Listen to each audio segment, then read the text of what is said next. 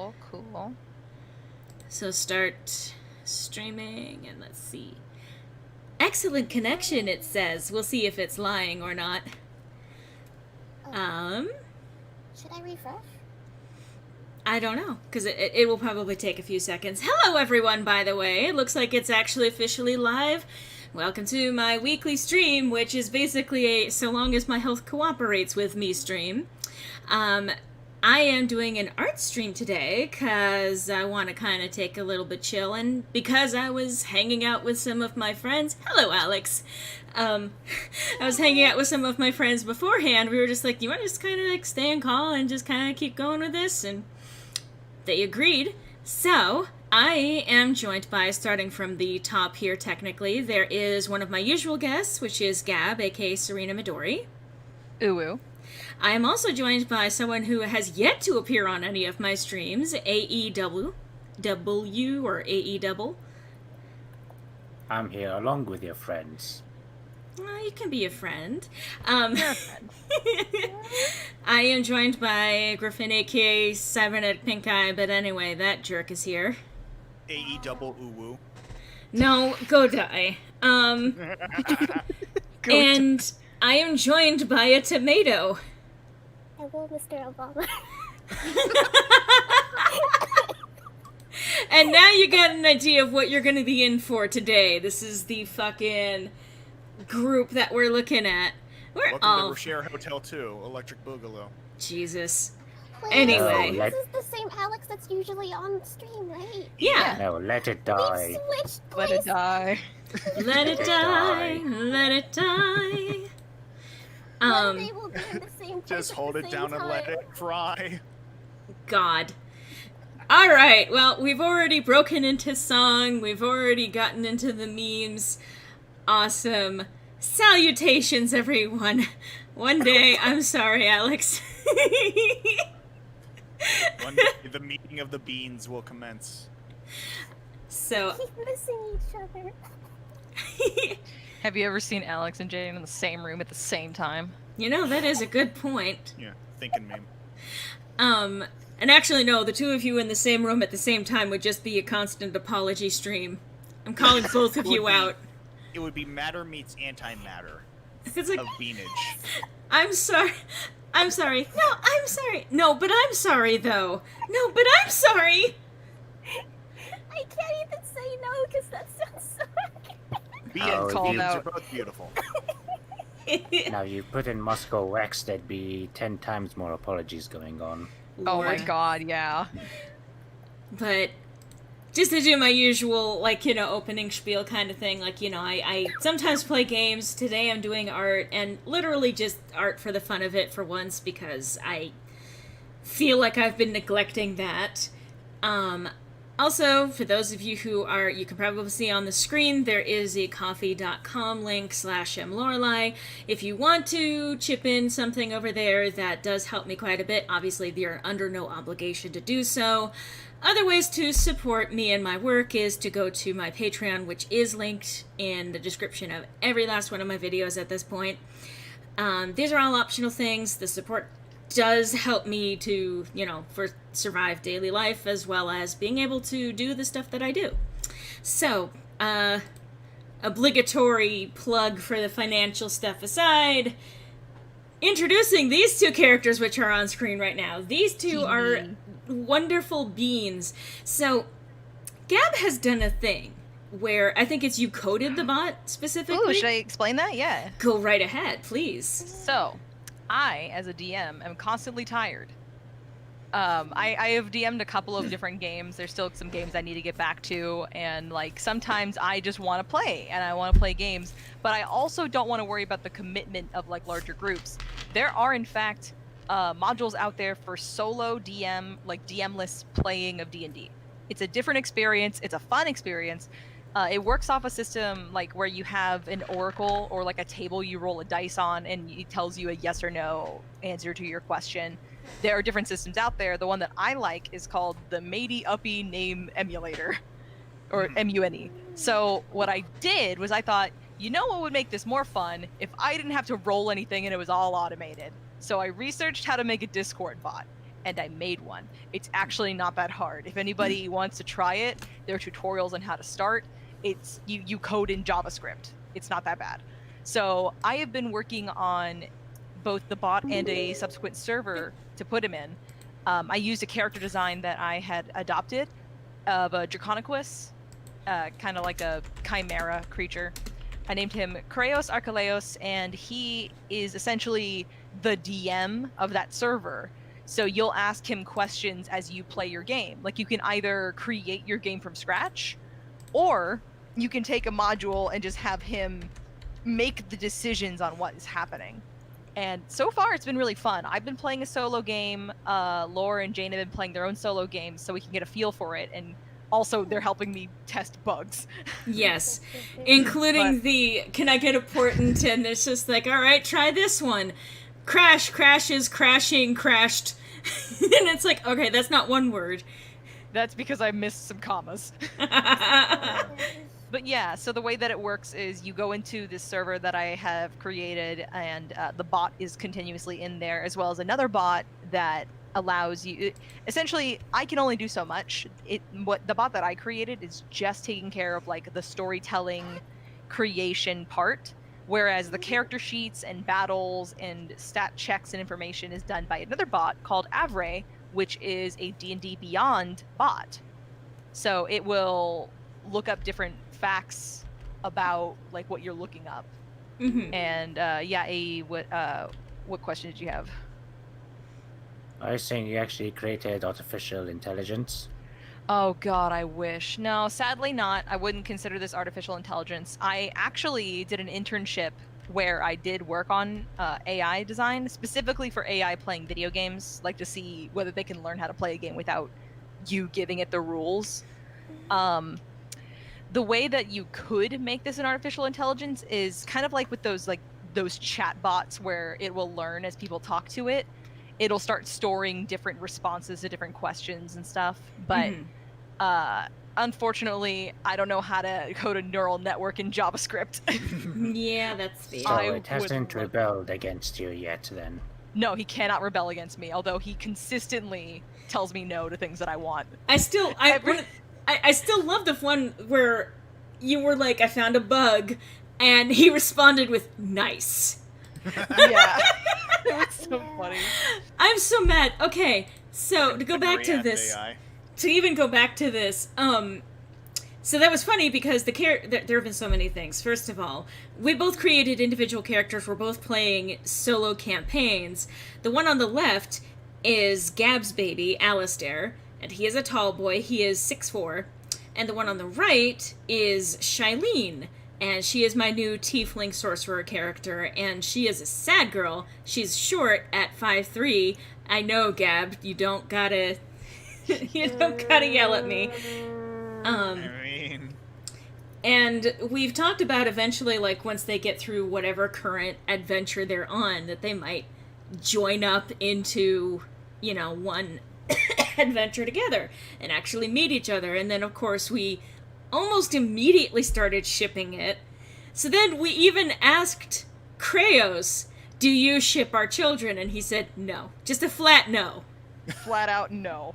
God, wish. And I took that as him saying, do you shop them like adoptables? And I was like, wait. I saw that. Oh my god, wish. So, I'm sorry to have interrupted your speech on how you have developed your bot for solo play stuff. Oh, no, don't worry about it. I'm excited to share about it because, like, coding is one of those things that I'm actually really passionate about. It's not only my job, but it's also just something that's fun to do. Like, it's one thing to, like, code a website. It's another to code, like, back-end functionality. Mm-hmm. I want to expand on this bot. I want to get a database so that he can, like, store responses to people and, like, information about players, less about their characters, but, like, be able to respond to people in different ways, and they can actually choose how he responds to them and all that.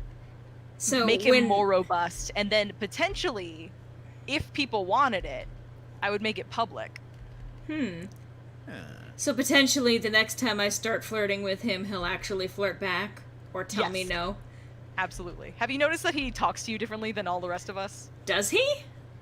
You haven't noticed. No, wait, what do you mean? I already started coding him to flirt with you a little bit. He responds to you differently than he would to everyone else. I see. I'm seeing a lot of the yeses every time I say something. He specifically ats you when you at him, when you talk to him. Jesus. Yeah, I was wondering why that... Okay, yeah, he does actually at me directly. Huh. I added that specifically in my last update. So he's straight up talking to me at this point. Okay. Yes. Like, specifically, I check for your user ID, and then I have him respond differently. Oh my god, I've But seen then, one like- art of these babies and I ship them hardcore. Clearly the robots just don't appreciate love. Well... To be fair... Wow, I'm right here. Oh, shit.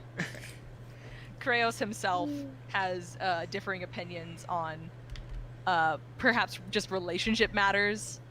He has varying opinions because, like, if you compliment him in stream or compliment him in chat, he'll be like, "Oh, that's so sweet of you, thank you." If you call him daddy, he'll say no, absolutely not. Yeah. Illegal, not allowed. If you tell him fuck you, he'll be like, you roll a nat 1 and die, roll up a new character, or something Yes. like that. However, whenever I've said, you know, fuck me, there's been a lot of ambiguity. I'm like, I'm sorry, what Have do you you said want? that lately? Oh no, okay, what does he say? Alright. I just love the oh no. Let's see. Oh boy. Let's see how he responds to this. What? Like killing your character? I could do that. Jesus. My word. Humanity is not yet ready for this technology.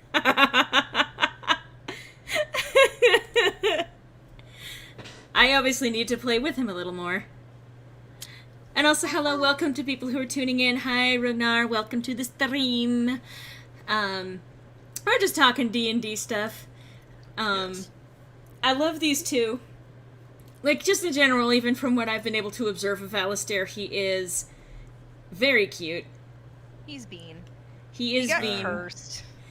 Yeah, so did Shiley. It was funny, because I was even doing a little bit of that this morning, and just kind of like... So, she's trying to track down this heirloom belonging to this gnome clan, this gnome family even, because when she got into... Well, so on the road to town, she got picked up by a merchant. However, he was not a nice merchant, he was actually a greedy son of a bitch, and basically said, alright, so in exchange for bringing you into town, you have to do a lot of the preliminary work that I was going to have to do this afternoon before setting up my stall and my wares and all of that stuff. So she was doing that, got attacked by a gnome who was a racist, kind of ran away from that one, went to the tavern to meet up with a merchant, and found out that he just made a deal with another gnome that is apparently related to the first one, to basically have her go and track down a family heirloom. Like, just doing work Yep. that she didn't sign up for. So she's kind of tired at this point.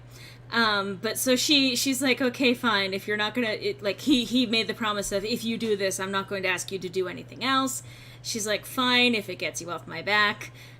So she goes in to do this, and she encountered the half-elf that apparently stole it, because she first went to the jeweler, and the jeweler didn't get the chance to buy it, because the thief that took it actually, like, ran off in the middle of the transaction, so the jeweler was just kind of like, okay, bye. And just as Shilene left the jeweler, she literally bumped into the half-elf that stole the thing in the first place. Yep. And then he ran, so she chased him and was able to pin him and basically be like, please give it back, I just want to get out of having to serve this guy, he is an asshole and I just want to be done with it. And the half-elf just took pity on her, it's just kind of like, well, okay, fine. I don't want to deal with this thing anyway, it keeps talking to me and I'm not happy with that. So, as I am having her walk away from that, she's going back to the tavern to restore the heirloom to the family that it was stolen from. I asked, hey Kraos, did she get cursed by the heirloom? And it just went flat, yes. Mm-hmm. So, even to explain... Correct. Fuck off, Camazotz! Been a long time since I caught a lore stream. Hey, Tucker. Nothing more romantic than being pinned to the ground. Well, to be fair, she mostly did it with wine. Alistair is non-binary with he, him, and they, them pronouns. Very nice, yes. So, one of the things with this bot, there's like the yes, no, and then there's like yes and, or yes but, or no and. No and, no and, no but. No but, yeah. And you can even ask, you can ask the yes or no questions to find out where things are going. I kind of, like, as I'm going through, you, the player, basically get to fill in the gaps for what's going on based on those responses. And if you're completely at a loss, you can ask for a portent, which gives you usually 2 words to choose from, and you can kind of put them together to find out, what it is that could be implied by those 2 words. Yeah, the whole system for MUNE, they describe it as working off of secondhand creativity, which I love. It's the idea that the example they gave is like, think of an NPC, any NPC, and now I want you to change one thing about them. It could be their occupation, it could be their clothes, it could be their hair, and now you've created something completely new. And that's how secondhand creativity works. So given the parameters that are given by the yeses, the nos, the important words, the interventions, and all that stuff, anything that the DM system will give you, you create from that. So you're not completely just sitting down and like writing your own story. You are given limitations and you help flesh out the world as a result. And I think that's really cool.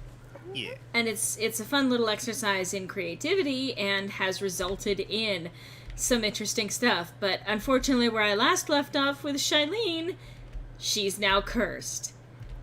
And because she is neutral good alignment, she's now in the position of, okay, I have to return this heirloom to the family because it belongs to them and was stolen from them, but is it a good thing to do to give a cursed item to a family that might cause them harm?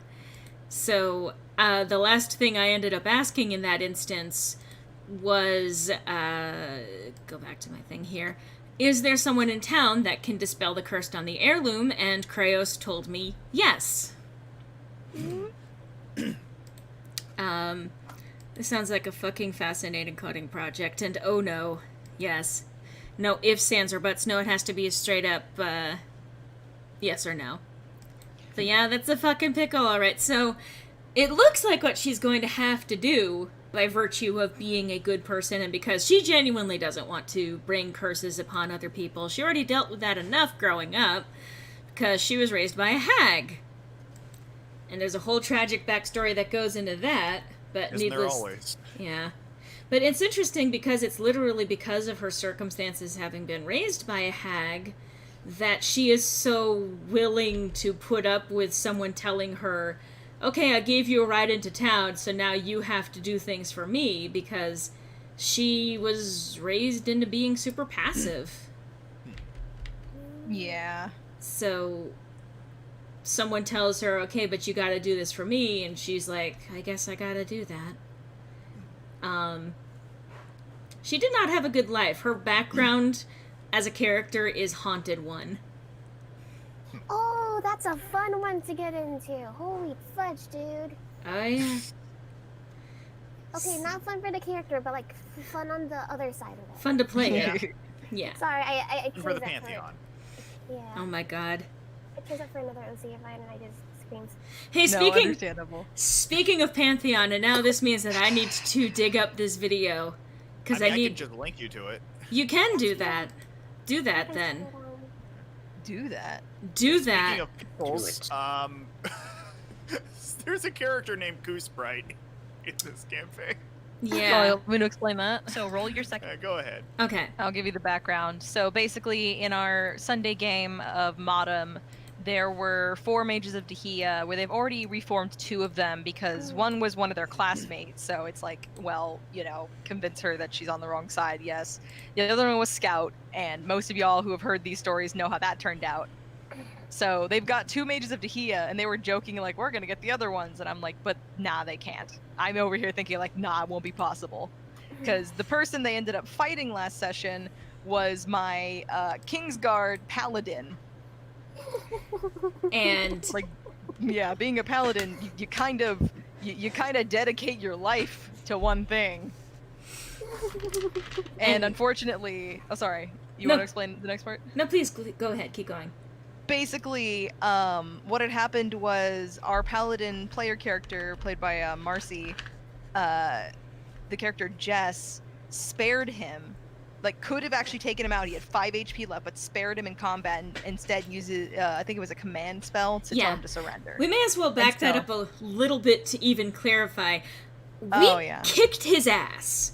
Like, it wasn't even a full minute in combat. I think it was all of 1, maybe 2 rounds before he was knocked down to 5 HP. And this was a chain of things. First of all, Jess actually caught him off guard with the first attack. I know that Owen, who was he's our artificer, and that's Griffin's character, shot him for it was critical damage, right? Yeah, think it was. Yeah. Shot him for critical the first damage. Shot missed, and then he shot critical. Right. God. Then Duo, our team's monk character, started his, flurry of blows thing going on, and he spent a key to stun him, and succeeded. And that was kind of quintessential for what came next, because Duo did a significant amount of damage, but then by stunning Kuzbright meant that he didn't get a dexterity save against my character Ophelia unleashing Chain Lightning on him. So she unleashed a Chain Lightning, which it's actually hilarious. She only has that because someone in our group finished reading the Book of Exalted Deeds and decided to pass the benefits on to the party. So she has a 6th level spell, despite being a level 5 sorcerer and level 2 warlock. And so she unleashed that, took down, I think it was 52 damage done to him, and as well as another one of his fellow, it was a Kingsguard? Yeah. Yeah. And killed the other guy. Ophelia has now killed a man. And then Kuzbright was knocked down to 5 health because he couldn't do a dexterity save and avoid it. So, he was in a bad position. Then Jess did the command saying surrender, which he had no choice but to surrender. Now, a good chunk of the party split off to go take care of the task that they'd come to this place for, which was retrieving the bodies of the fantasy adventurers that were possessing some of our cast. Again, it's complicated, but we've talked. Game. Yeah, am I right, fellas? Yeah. We've talked about it on stream a few times now, so. And I have the hiccups for some reason. Anyway, while they were off doing that, Owen, Duo, and Jess were standing there to kind of interrogate Goosebright. Fucking Goosebright. Goosebright voice, I will cause problems on purpose. I come back to this fucking video, yes. Okay, so, interrogating him and kind of, getting not a lot out of him at first, but then Jess is, actually empathizing and is like, I get it. And I don't remember all of the exact wording, but basically I get what it means. You gotta open yourself up and let people help you and stuff. Yeah. And I was like, you know what, roll persuasion. So here's the funny thing with that. She'd already agreed ahead of time that the only way to convince Kuzbright is if someone rolled a nat 20 on it. Legitimately. Like a legitimate nat 20. And so because Jess made a really good speech, Gab was like, oh, well, I'll give her advantage on this. She gets 2 attempts to be able to get this to work. The first one did not work. The first one, I think, was rolling at a 9. And then this... A minor... Sorry. Go ahead. Just, the minor point of it, too, because, the conversation... She had rolled so low, and Sean was reminding him, oh, don't forget, you have my guidance. And I'm like, guidance would give, a +4. That's not going to help that first roll. And I'm like, well, let's see what's on your second. And then... So... That all happened while I was gone, too. So, Yeah. Yes. And everyone was like, the community gift with, the guy coming back with pizza and everything's on fire. So, Griffin put together this video So I will even say it's technically color coded to each one of us. I'm actually the cyan in the upper left. Griffin is in the upper right. Green. Marcy, the green in the upper right. Marcy is coded in pink. Marcy plays Jess. There's Gab in the middle, who's the purple right here. Lower left, dark blue is Luke. Lower middle yellow is Recti. And lower right was Sean. Who also lives with Gab, so could report on something live in person. Yeah. And so now I'm going to let this video play out to show you what happened at that moment. And again, some of the other details, we've already recruited 2 other former mages of Dahia. And so then we get to this point. You probably get that this is not 20 that happened, but just listen to this response as it happened. So roll your second persuasion. Fuck. This just got Social real. push. Gabby is running out of antagonists. Hey, guys, you want some color commentary here? By all means.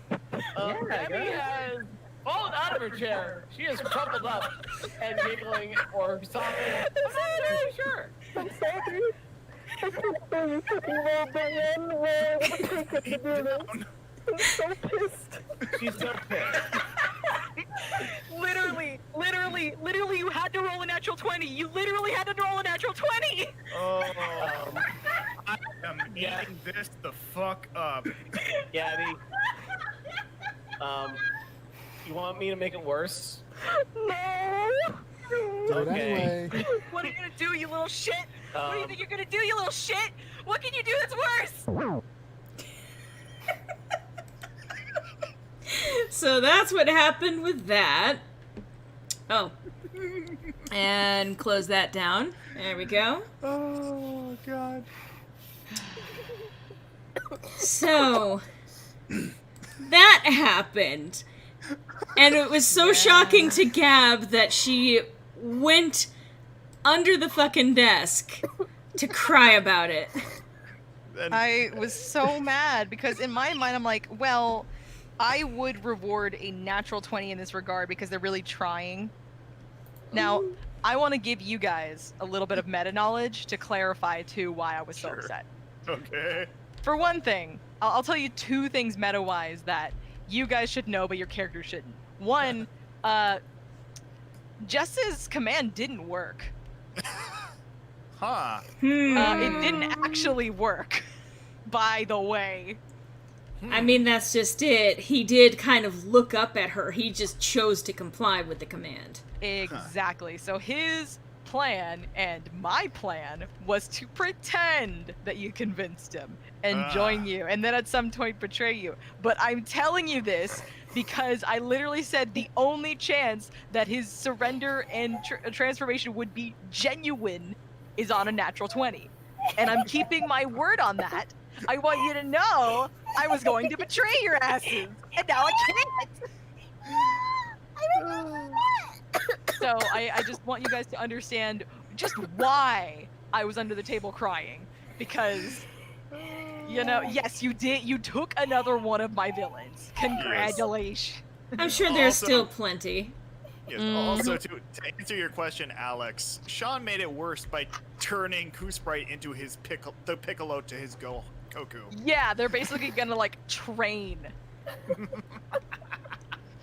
Yep. How did it get worse? Yes. And I'm actually going to compound it because I've actually typed up a speech that Ophelia is going to give him when she gets the chance to actually speak with him. Oh my god. She's going to lend more reason, hopefully anyway, for him to feel a little bit better about having been swayed over in this direction. But Cheer him up, please. Now I've got the image in my head of Duo and Kusprite going to driving school. With the fucking, like, 90s DBZ driving school outfits.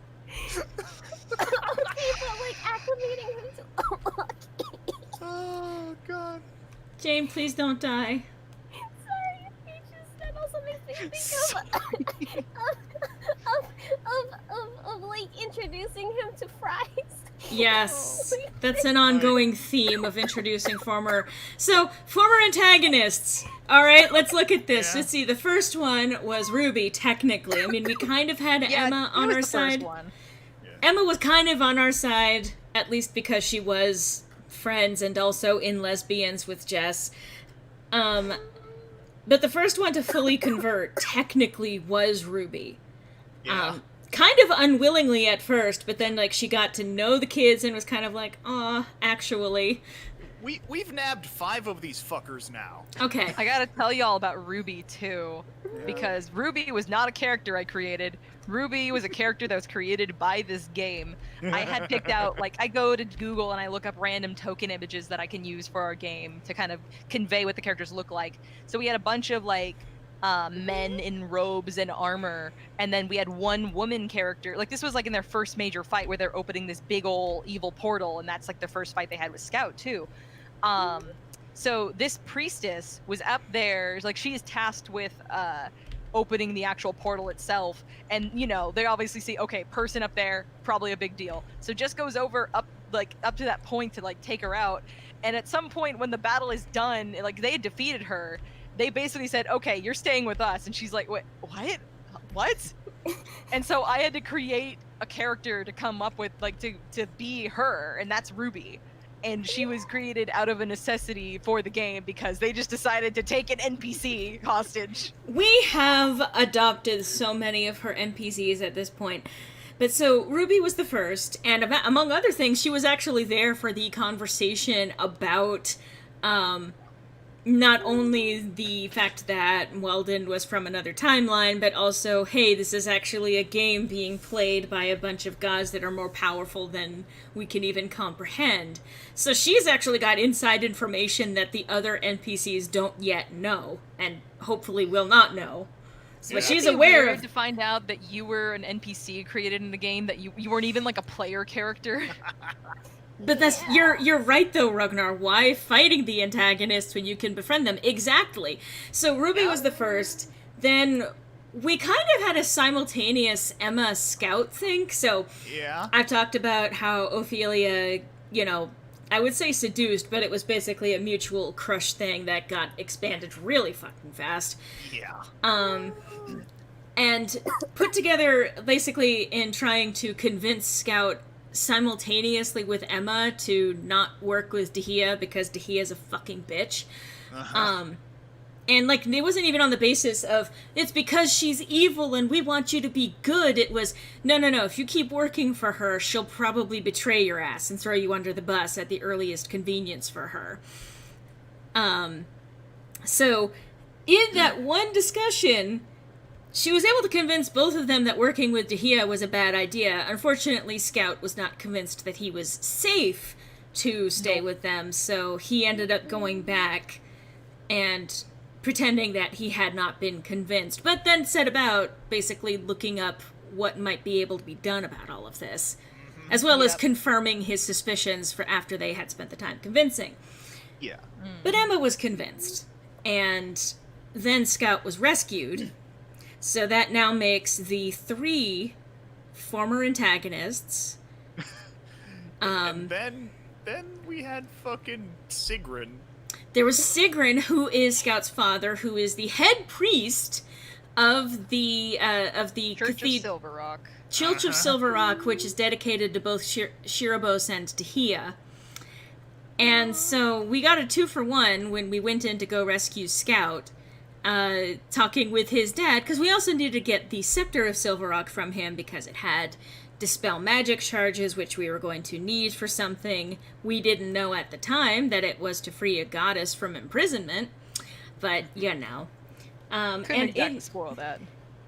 In that conversation, it was Ophelia talking with him, and like she had advantage on her charisma checks, plus also he had been glamour bard charmed with the enthralling performance, among other things, from the bard of the group. One of the bards of the group, Louis, who was also in the room. And Scout was in the room, but invisible.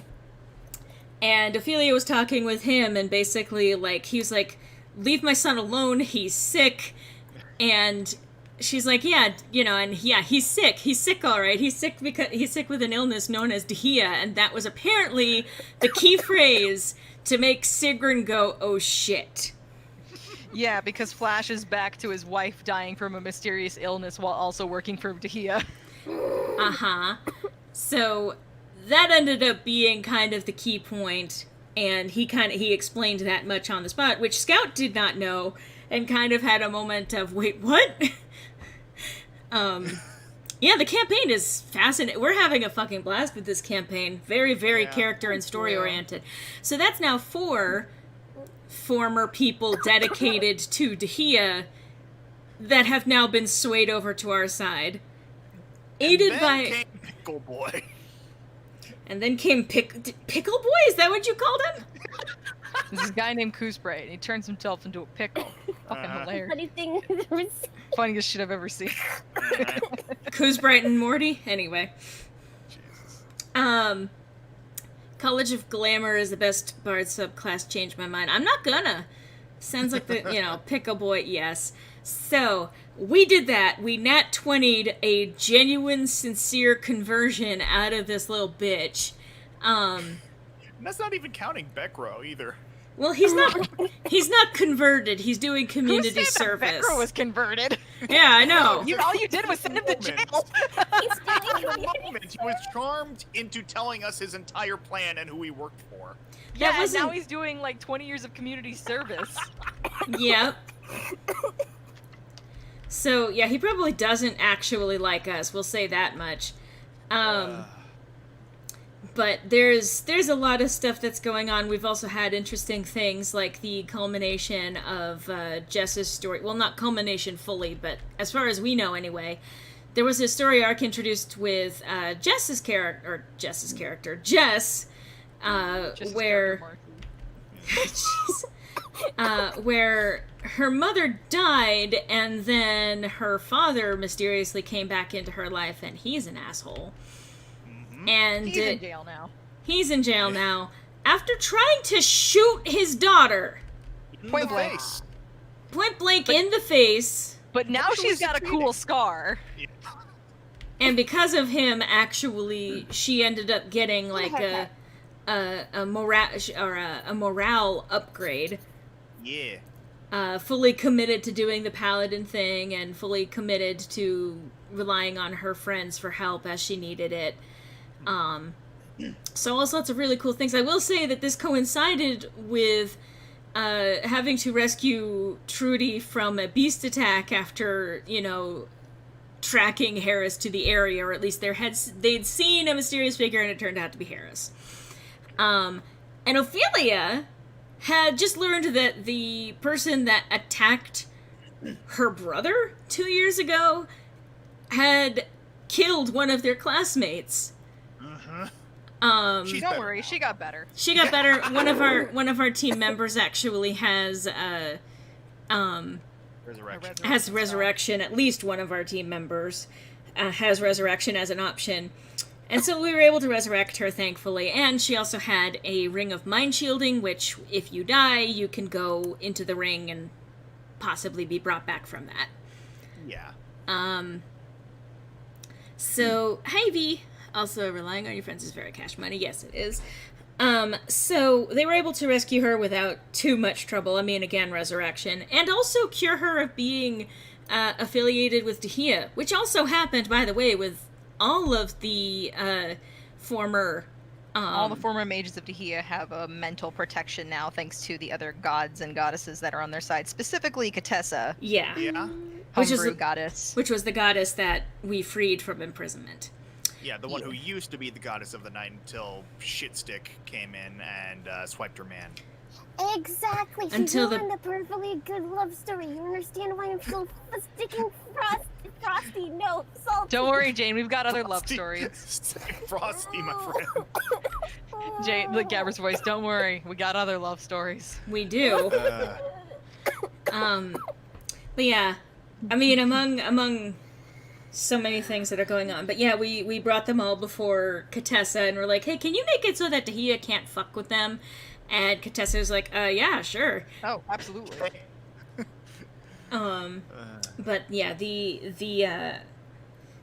that included Weldon, who had technically been a mage of Dehia in the original timeline, and technically Dehia could have had a little backway entrance into him, and that was in fact actually the plan at some point, but because we freed Katessa and directly asked her to help Weldon, Gab was like, I'm feeling nice, I'll let you do this. I reward creativity. And I Yeah. love in the process we keep sniping your plans to snipe us. Yeah, there's that. That's what you think. Uh-huh. Yeah. What do you want, Bird? What do you want, Bird? And I will say that while, Jess was rolling the nat 20 on convincing Kuzbright, the other team that went inside to collect the bodies also accidentally met Shirobos. The other, the god of the day, the god of the sun, accidentally summoned him, and Ophelia talked with him. She had a little tea conversation with him, basically kind of confirming whether or not he was working with Dehia willingly, what else the situation might have been. Confirmed that he is not happy about that situation. And saying, are you aware of what your wife is doing? He said, I have no wife. And then Ophelia was like, well, actually you do, and maybe it'll please you to know that she's actually doing fine. And Shirobos was like, oh, good. The one good thing I've heard in my entire life. Yeah. It's like, it feels good to not be a beard. Yeah. He is. I love how twice now... I'm just glad that he knows now. Yeah. He does. And the last thing that Ophelia said to him is you have our support. So now he knows that there's at least hope now for shit to be better. But twice now, Ophelia has been the one to carry on conversation with gods, as casually as if she were just talking with, everyday people. She's like, oh, cool, God. Anyway. I will say this, though. She's the only one with the confidence to do it, I'll say that much. There's that, and also she's the one who, it's possible to ascend to godhood, you say? No. I'm not saying she's gonna make it, her life mission to seek out ways to do it, but, she happens to find a way Just to do a hobby. it. Side, research, if the opportunity presents itself, She heads into a fucking Michael's, takes up hobby crafts to try and reunite these fucking gods. But for now, she's content just making friends with them. What am I doing? Anyway. So, yes, every enemy is either a potential friend or a potential corpse. That's a good way of approaching it, honestly. Yeah. Like pet ownership. I will say that the fourth mage of Dehia, I don't think we're going to be befriending.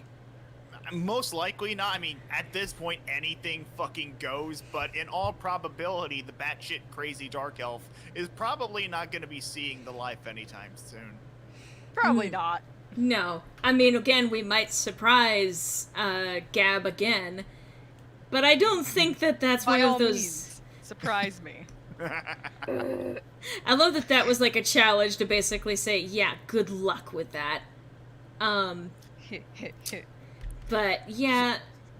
And I'm sure that... A few months from now with Gab banging her head under the desk. Yeah. Oh my God, Vish. I'm fine, I lied, I'm dying inside. You're not allowed to die before me.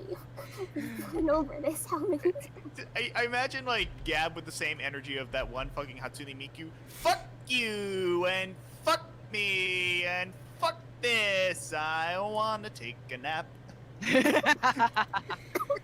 Yeah, but for now, I think we can be happy with the victories that we have achieved. Hopefully these kids can get a little bit of a break.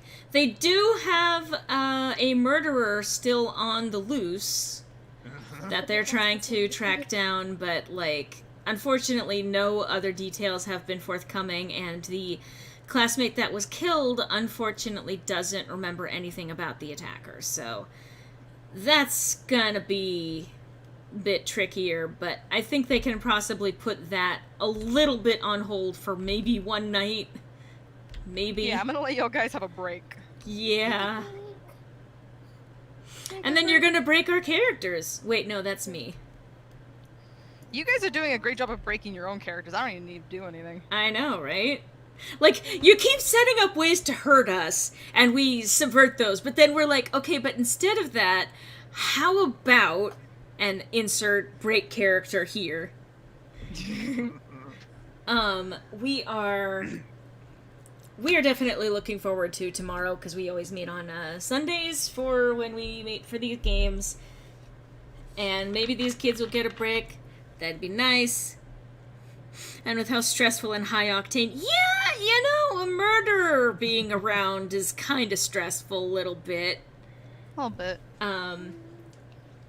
Look, you finished my favorite mission really early, so you guys get some time now. Yeah, that's the thing. I've already kind of mentioned this, but one of the things that Ophelia is going to propose is, you know, we still have the cover to not be at home tonight. Why don't we just hang out for like 5 minutes, maybe? You know what? Why can't we be 17? Can we be Is it so hard to do? 17? It is pretty hard to do in this world, to be honest. Yeah. Especially for the ones that are 16. Or 14. I mean, they'll get there Can eventually. we be 17? Tycho voice. Nope. Tiger voice. I'm actually 14.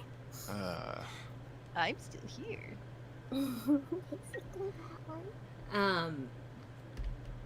But these kids have a lot going on. Yeah? I will say that fortunately now that, like, this is the fastest fucking love story in the campaign so far, is that literally within 2 weeks of having met each other, Ophelia and Scout were saying I love you to each. Well, they haven't said I love, well, They Ophelia- kind of been dancing around it a little bit. a little No, bit. Ophelia did say it. Ophelia did say it after getting him back. She specifically pulled him aside. So they were hanging out for an afternoon, kind of like reading books and chatting and all of that. And then before they were about to go rejoin the others, Ophelia pulled him aside to basically give a speech about, you know, how much she came to care for him, and straight up telling him at the end, I love you, my darling. And then they kissed. And that was interrupted by someone in the next room screaming or yelling, we got a pest control problem! Because Oh yeah, the rats. a swarm of rats had taken over the rest of the building. Or at least the next room anyway. So they were in the middle of a, you know, very sweet, wonderful, romantic moment, and then, swarm of rats. The rats. You know, as you do. Where are Rats. the rats? Actually, that's funny because that solution to that problem really was they had another rat named Mad Rat who mysteriously only Ken could talk to. I can talk about that magical item in a second because I didn't create it, but basically it's this rat who really wants to be lit on fire, and only Ken could talk to him for some reason. Well, so they're just like, we're being swarmed by rats. Like, wait a minute, can you ask your rat friend to, like, save us? So he did. He asked Mad Rat, like, can you lead all these rats out like a fucking Pied Piper situation? So he was the giant rat that made all the rules. Yeah.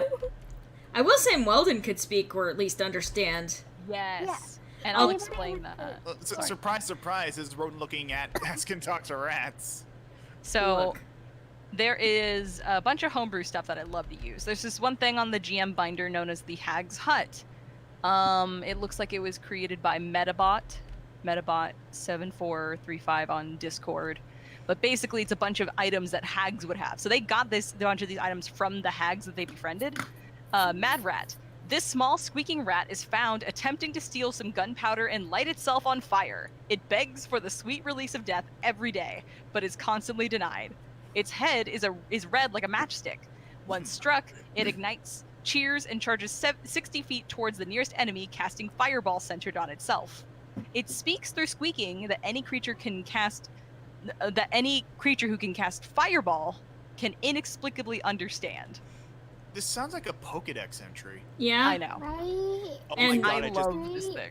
I just realized we need to turn webcam into a fucking Pokedex of magical monsters. Look, anyway, so in addition to all of that, so Weldon is able to communicate with this thing, and of course I remember right after this rat was introduced, there was actually him sitting off to the side, nodding and kind of talking, or letting the rat talk to him. Yep. And being like, okay, alright. And then, of course, Ophelia, on seeing the rat, goes, well, can we set it on fire and get rid of it? Like, and then, like, they're absolutely not. That would be a terrible idea. No. Probably not in a populated area, no. And so I think I was talking with you, Gab, about this, maybe? But there was another rat that Weldon said, a talking rat that he encountered. That's right. As to why he dropped that box in the fucking toy store at the beginning of this whole thing. And I was like, now wouldn't that be a hell of a coincidence that he managed to meet Mad Rat before all of this? Honestly, I think that's canon. It wasn't canon originally, but it is now. You can make it work. Well, I mean, that's just it. He even said it was a magic... I was listening back, actually, to that, I think that's, like, something you imagine, because I know I was probably bullshitting. It's probably something you imagine Weldon to be, like, bullshitting on, and then later he's like, oh, no, that was the magical rat. And you're like, wait, and that would what? even explain why he was pulling the thing aside to talk. Like, it's like, you again. It's like, alright, what were Catching you... up with an old friend. Yes, squeak, yes, that's right, okay. Squeak, squiggity, squeakum. Weldon is a son of a bitch. Yeah? Well, I mean, I guess we would technically don't know because he was orphaned, but you know. Power make anything canon that Gab wants to make canon, and personally I'm grateful for our new Serene Overlord. And Weldon is a son of a bitch. Don't you go calling out Prince parents like that. Look. God, fishing. Look.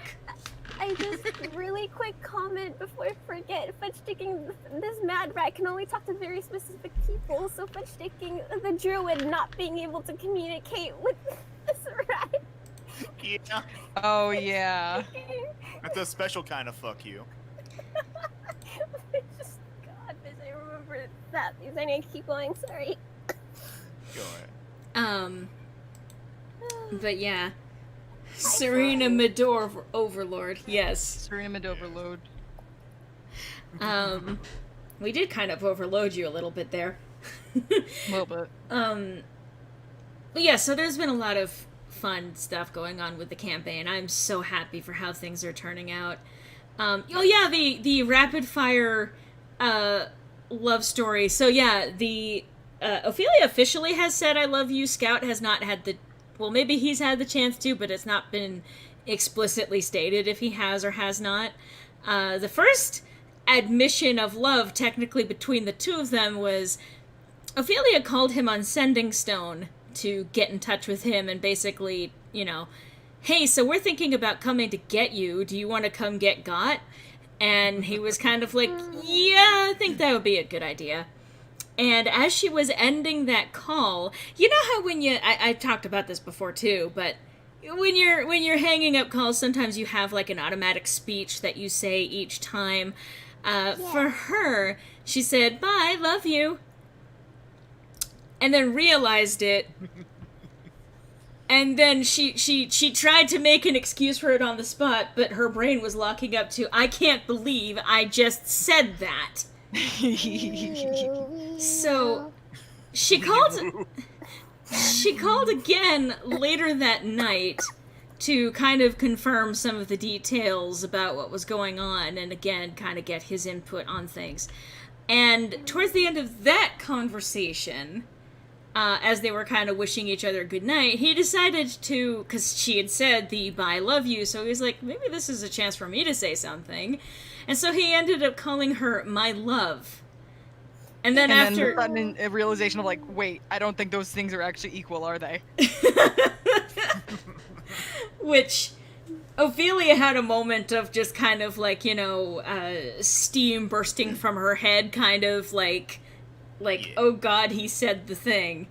Here's, I don't know if I've already mentioned this to you as well, Lore, but one of the things that I like to, well, head canon, I mean it's canon because I'm the DN, but I think the reason why he went for that too is because as a kid, when his mother was alive, his parents would often call each other my love. Right. So he's like, that's what people in relationships do. Which, again, technically he presumed we're now in a relationship.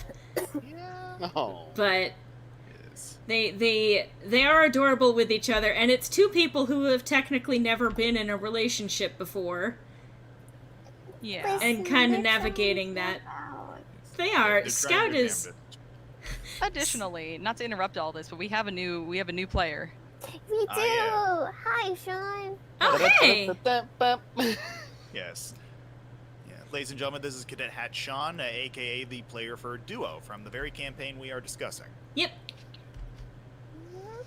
Yeah, again, aka the Goku to Kusprite's Piccolo. Yeah. Overall... Which is funny because which is funny because I modeled Duo off Gohan. Yeah, I was Yeah. gonna say, technically it's more Gohan. But I don't But think... the relationship here in question, either way. Yeah, but the question is, will Kusprite and Duo develop a Dodge relationship? They might. It could be very dodgy. I hate you. Look, no. School Duo? Doesn't look like it. No. Pointing at screen. He said it. He said the thing in OMG that is so adorable. Yeah, no, my love... Yeah, the my love thing was... It was adorable, that's the thing, and the thing is that wasn't actually technically in session.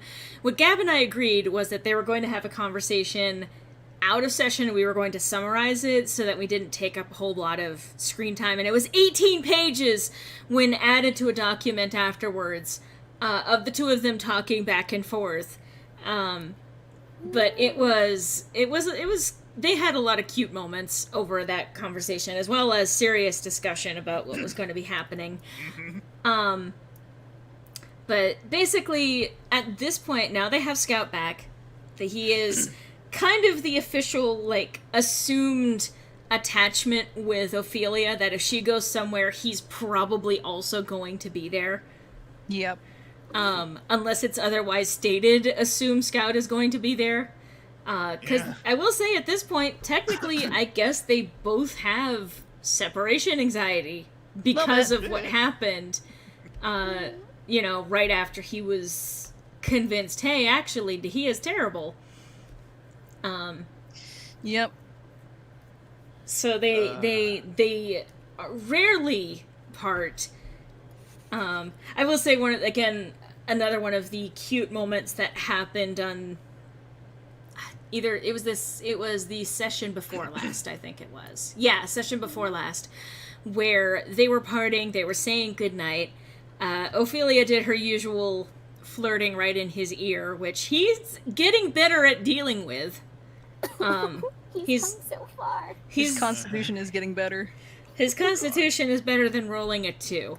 But as she pulled back after saying goodnight, she actually gave him a quick peck on the nose, and Gab's flavor text there was basically, he's not sure, wait, do I kiss her back? How does relationship... Like, how do I relationship? But so he's just like, wait, okay. Like, I didn't kiss her back now, but maybe sometime. Not now, though. She's already walking I will away. get the nerve. Fucking, I see like Jane a la Farquaad pointing at the screen. The dickbag has fallen in love with the princess. But they had... Ogre has fallen in love with the prince. Sorry. Go ahead. Jesus. Yes. Well, no. It was funny because I saw on Twitter somebody had taken that image and they wrote over the words ogre and princess, but just wrote them Ogre again. and princess, yeah. So it just says the ogre has fallen in love with the princess, and I'm just sitting here like, wait, hold on. This is some Dada-esque bullshittery with memes. You've got the full circle. Anyways, back to romance. I mean, I was even literally just saying that I am a sucker for, for romance stuff anyway. They had a little bit of a cliche that they were literally star-crossed lovers, as in between two universes, in fact. And they are managing to make it work, somehow. Not very long distance now, obviously. Again, they're pretty much staying in direct company. But it was literally, they were born in two completely different worlds. Like, it's not even just like social worlds, as in literally two completely different worlds. They met by chance, and fortunately now they're able to actually be together. But Can we also actually give credit to, who was it who told him to go to the library? Wasn't it Ken? it was Ken. Yeah, can we give credit to Ken for matchmaking them a little bit? I mean, it Without wasn't realizing. None of us even Link 420. None of us even realized in that session that we didn't even realize it for that session or the next session that there was going to be a ship with Scout and Ophelia. But it was in between sessions because we had a month-long break there for Christmas vacation stuff, where Gab and I got to talking, and I mentioned, like, I kind of actually halfway, I kind of, shipped the two of them, and she was like, okay, hang on. So, nothing makes me legitimately happier than a good friendship in fiction, not a romance, just really good. Well, that's just it. At this point, they had so much in common that they went really fast to the romance thing, but I would like to say that they are genuinely friends at this point too. Yeah. Like, having both. They got the best of both. Hell yeah. But oh hey, Rob. Hey, it's Rob. Yee. So they get along perfectly well. There's also really good friendships in this campaign. Like, genuinely, it's kind of really wholesome at times. In between the murder and the causing trauma and PTSD shit that keeps going on. But mentally tracking back to wherever I was just now. Hey, don't get ADHD. Just saying. But yeah, no, Ken was the one who directed Scout to the library that day, which was where Ophelia was doing some research for a school project. She saw him, walked up and said, "You certainly stand out," and he said, "Thank you." Wait, that might not have actually been a compliment. Yeah. And he ended that entire conversation, like, they were genuinely kind of on the same page while talking. And he ended that conversation by bowing to her, like a very deep, gentlemanly bow. Well, deep-ish, anyway. A gentlemanly bow. A gentlemanly bow, which, of course, Ophelia was kind of like, I see.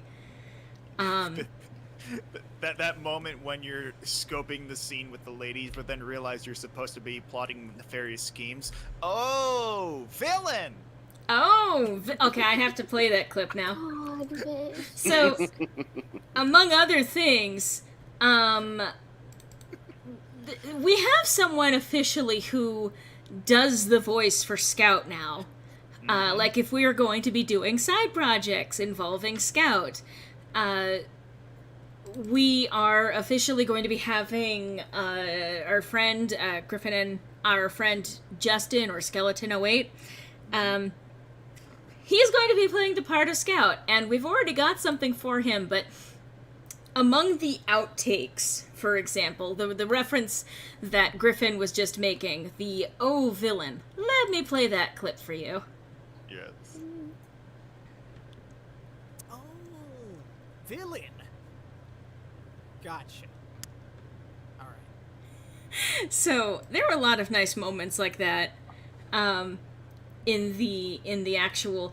I have all of these outtakes, but he is very good at playing Scout, I'll say that much. It didn't take much direction to get him on track for each of the lines that we had him read. Justin has a good fucking track record of nailing it after just like the first or second time. Exactly. So another clip was when he had a weird way of pronouncing enemy that he kind of immediately caught. So, I'm gonna play that. He's not immediately on the offensive. He's still on the defensive. Yeah. Well, I cannot be certain that someone who may be my enemy would... Oh. Let me try that again. Well...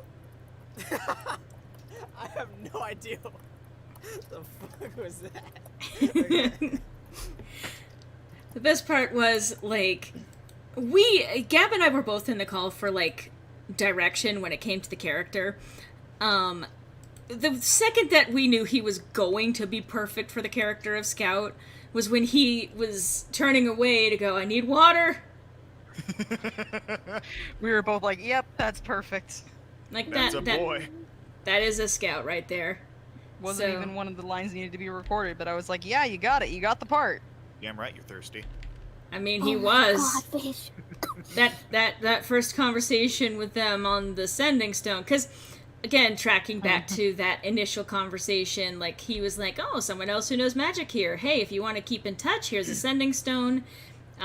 Whether you want to ask me questions about magic, or, hey, if you see this criminal that I'm tracking down, feel free to use this. I would love to be in touch. And then he showed up to the ritual that was summoning an evil goddess, or at least that was kind of his intent, among other things. And he turned out to be an enemy, and then, of course, on the spot, like, there was kind of this, aw, man, she's with them. She's with the bad guys, or so he was seeing that. Yeah. 'Cause- And then Chiharu flipped the table. Hi.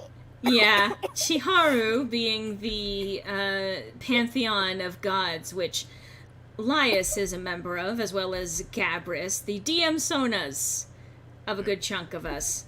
The God of pantheon. shipping. In love, essentially, but yeah. So they were in the middle of the fight. Oh, he did Circle of Death on what was it, level 3 characters? Yeah. Circle of Death on level 3 characters. Fortunately, most of us saved, and only one did not, but was able to be stabilized pretty quickly. So Ophelia, pissed off, hurled a witch bolt his way, and we kind of headcanoned that as she was doing this, Chiharu, who is Jane's member of this pantheon, basically was like, wait, no, don't do it! There's a ship here! They have potential. They have potential. Hear me out. Just fucking, like, axe kicked the board. You're making a mistake. And because here's the thing, it would have made it a lot more difficult for him to be receptive to her call if she'd connected with the witch bolt. Yeah. I mean, So- ironically enough, they were still able to connect with Kusprite despite getting a chain lightning. Well, Some people you gotta shock, and some people don't appreciate it. That's what I'll say about that. Others you gotta drop. she used a very different kind of shock in order to win him over. Oh, yes. We like to call that shock therapy. Again, drop it. Wow, wow, wow, wow. But yeah, so she called him later, because she'd heard, like, there might be ways to convince people who are mages of Dahia to maybe stop being mages of Dahia, and she's like, well, there was this cute guy. Maybe I can convince him to not be part of the enemies. And so she called him, but she did what she does best, which is flirting. Well, among the things that she does really well. One of many. She is a talented individual, and she is especially talented at convincing people to flirting with people. Very persuasion. Are we talking about Titanic, shipping vessel, kayak? I would say that they're definitely of the colossal cruise liner type ship.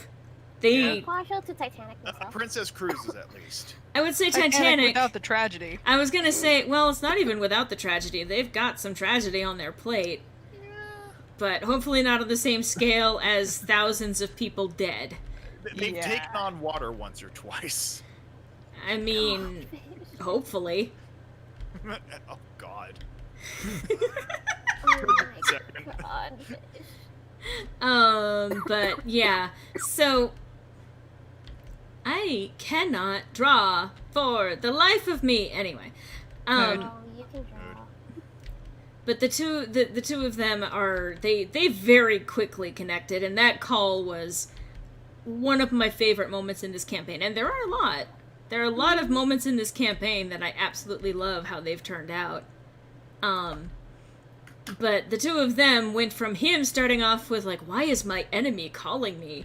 To him being like, because she was like, why don't you come over and we talk about it? And he was just like, yeah, if I get a chance, I'll let you know if I can come meet with you about this. And, like, the next day was like, yeah, so, when can we meet up? I got permission. I got permission to go over, so when do you want me to come over? I can do tomorrow. Is tomorrow good? Is tomorrow good? I can do it another day if that's not good for you. Yeah. Screams. And she was just like, yeah, no, tomorrow works. Has to change her schedule with her friends. Yeah, fortunately they understood, and then they didn't understand, and then they understood upon actually meeting him. God. They understood, and then they didn't understand, and then they understood. Yeah. Also, I just had a horrifying realization about what happened with Coosprite. Ah. What? Well then, please don't turn me into a marketable jar to be sold on another plane of existence. Oh my lord. Okay, Please don't turn me into a marketable plushie. I also want to add, a lot of the No mages... idea. A lot of the mages of Dahia that we have recruited have been recruited through the power of love. Dahia, no. No, she's not been recruited through the power of love. I don't think that's going to be possible. Although, but, let's see. Confirmed that she is a lesbian, so we have that knowledge on our side. Well. Meanwhile, Emma was brought over because she was in lesbians with Jess.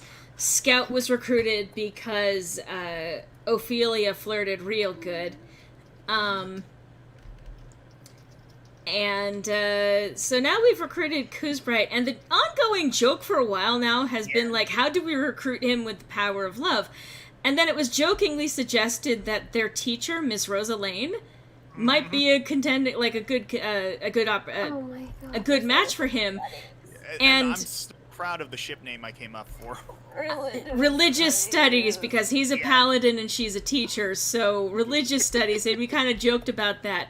When that Nat 20 happened, we were like, oh, religious studies lives.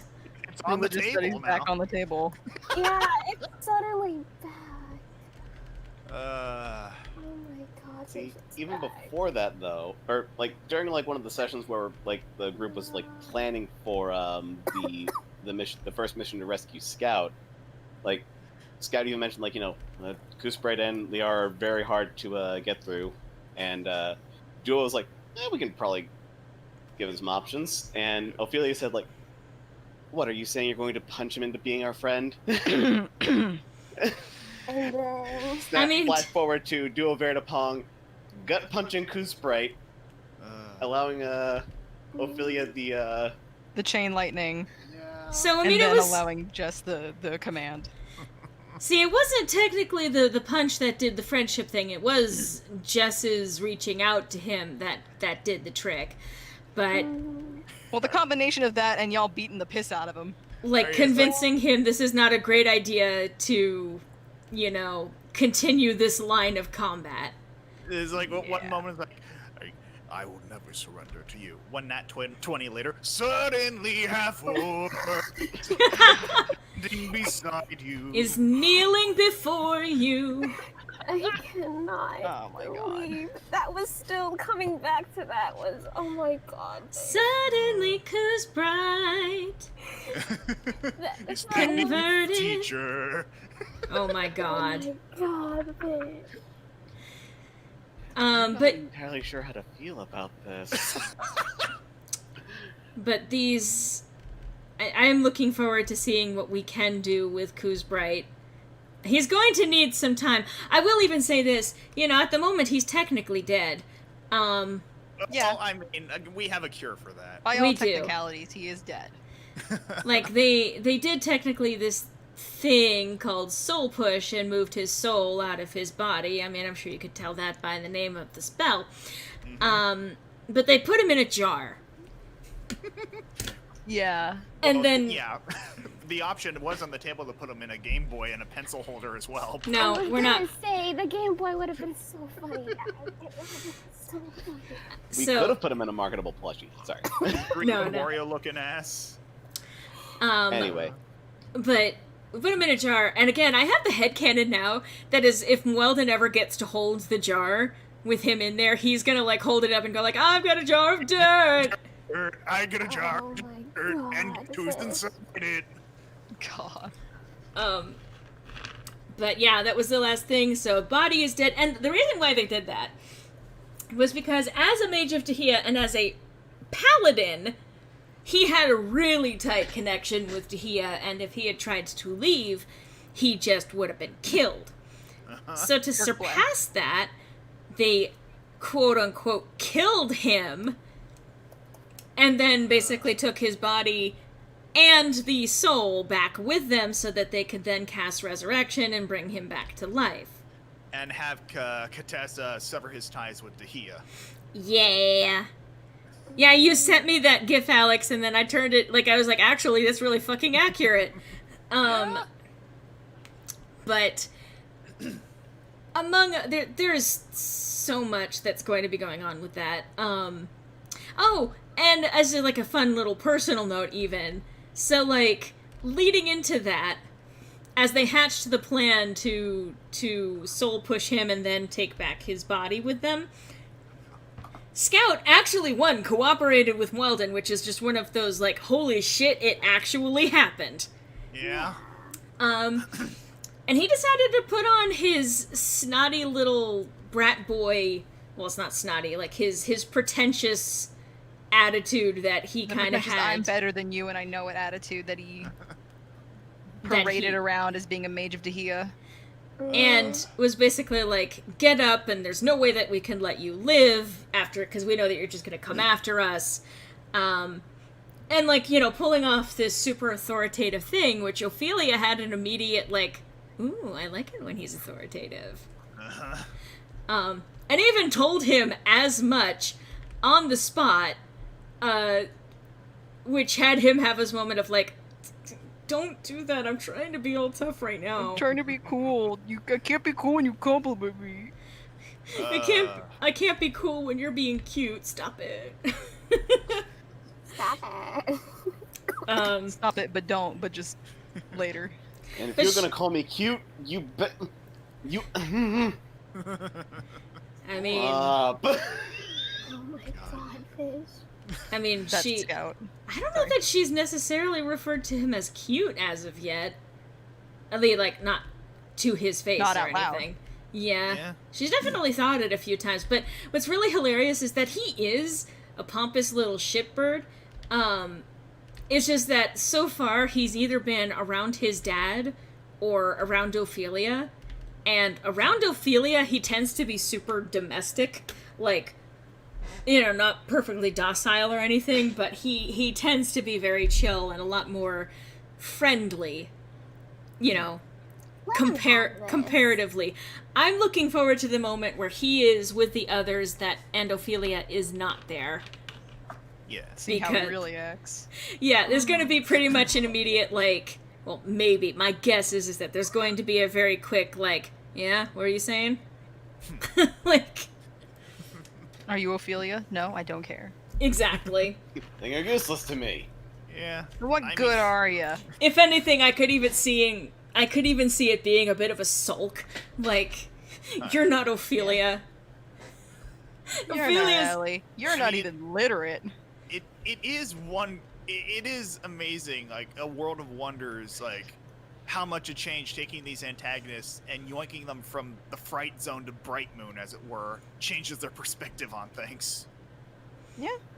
I mean, I will say it's not that Scout is necessarily done with being, you know, Who he was. Oh yeah. yeah. It's just another side of him. Not one you Oh, would yeah. normally see out of a villain, because, Absolutely. you know, And I love that was only, that technically really only started around Ophelia, because up until that point, he was either, you know, aloof gentleman guy or straight up villain. Yep. Yeah. But after she did the call, that was when he was genuinely doing schoolboy with a crush attitude. Uh-huh. Every time you talk about Scout, my mind immediately goes to the character from Team Fortress. Really not. Oh, but Scout making Scout quotes, please. Oh what's- my god, fish. Hey y'all, Scout here. Yeah. Who I am. Little But- Steve, okay. Grass grows, birds fly, sun shines, and brother, I hurt people. I worship. Stop. I'm a force in nature. I will say they are both definitely twinks. That's definitely Yeah. true. Yeah, you're not wrong. Oh my Scout boys, bonk. Oh. Just There's like, that one oh oh, sorry, just singing, brother, I worship, and Scout gestures to Ophelia. I mean, you better believe that he's going to be worshiping at that temple someday. Yeah, I mean, what do you mean someday? Well, there's walking around in admiration of her, and then there is getting down on his knees for her. He's carrying the proverbial cross on his back. Are you kidding? Gab, I'm sure you caught what I meant. No, I got it. We got it. It's just a matter of acknowledging it. I want both of you to stop. Oh yeah, I know what you're saying. Oh, I get it. I don't get it. Meanwhile, Jane's in the corner. Oh. See, now, I don't get it, but I'm afraid to ask. I'll DM you. I'll DM you. Yeah. Just don't say it out loud. and I'm picturing this conversation actually happening with Scout around, and Ophelia being the one to say, like, you know, people joking about him switching his worship to her, and her saying literally to the effect of, like, he hasn't worshipped me yet, but he will someday, or someday he will get down on his knees in front of me, and Scout probably even having a moment of like, wait, what? That Jane coughing a moment ago, that's him. Now to Ophelia, and upon this rock I shall build my church. Stop. Okay. I am not sober enough for this shit. None of us are. I mean, I'm perma sober basically, because that's just Yeah. it. I've tried alcohol; it doesn't fucking work. Yeah. Alcohol does not work on me. Does not work as advertised. Yeah. Return to sender. Man, I need some tequila in me. I could use a drink too. Well, Why again, we are you established thirsty? How thirsty you are. Wow. Wait, Rude. what? Be nice. The raisin tomato craves moisture. Oh, don't kill her. good I apologize, Jane. You're fine. What are you? Am I ever?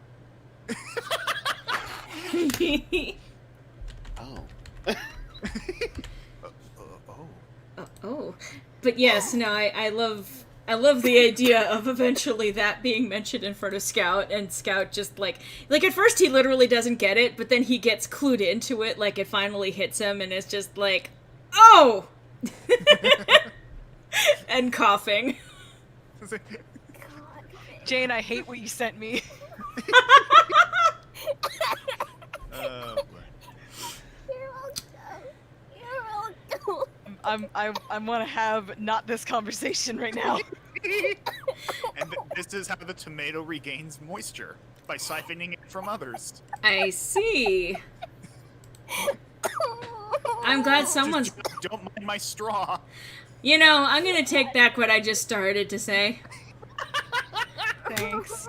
I'm gonna type it in the After Dark though. Oh Okay. God, no.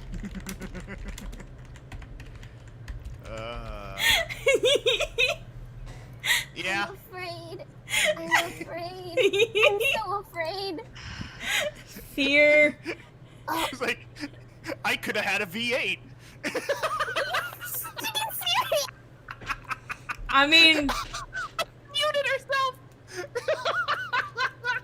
why are you suppressing jokes from the public? Stop trying to kill Jade. It's like the equivalent of Jane, like, bobbing her head, like, up above and below the surface of the water trying to catch a breath. I'm saying that's for my. So, God, stop killing Jane! I wanted to draw my girl being happy for a second. Yeah. Here's I'm proud of you. Shilene being a smiley. I love Yeah. her.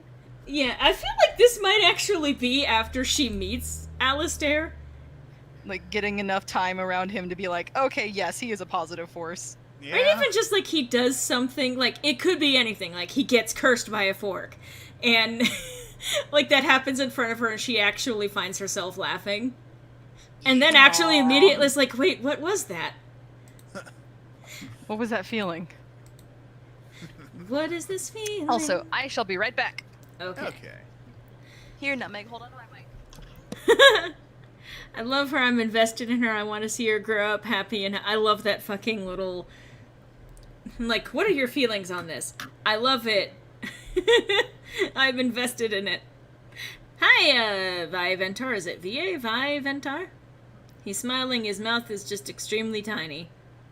I see. Now I'm tempted to draw... Oh, don't worry, Scout will be worshipping. He'll be getting down on his knees in front of me soon. Yeah.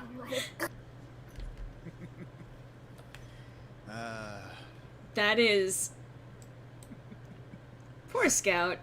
He is a full-grown, man who has risen very hard in terms of his... very high in terms of his career. He's come a very long way. He's very, studious and takes his job seriously. But he has zero experience with, like, crushes, relationships, these types of feelings. So Ophelia comes along. It's like he's largely been exposed to older women or devout younger acolytes. So Ophelia comes along, and she's all pretty, and she's flirtatious, and he's like, I don't know what to do with this. I'm still not over the... So would that mean that I would be directly under you? Oh, And dies. he rolled a 2 on composure. 1. Like, he didn't get a nat 1, and that would have been worse.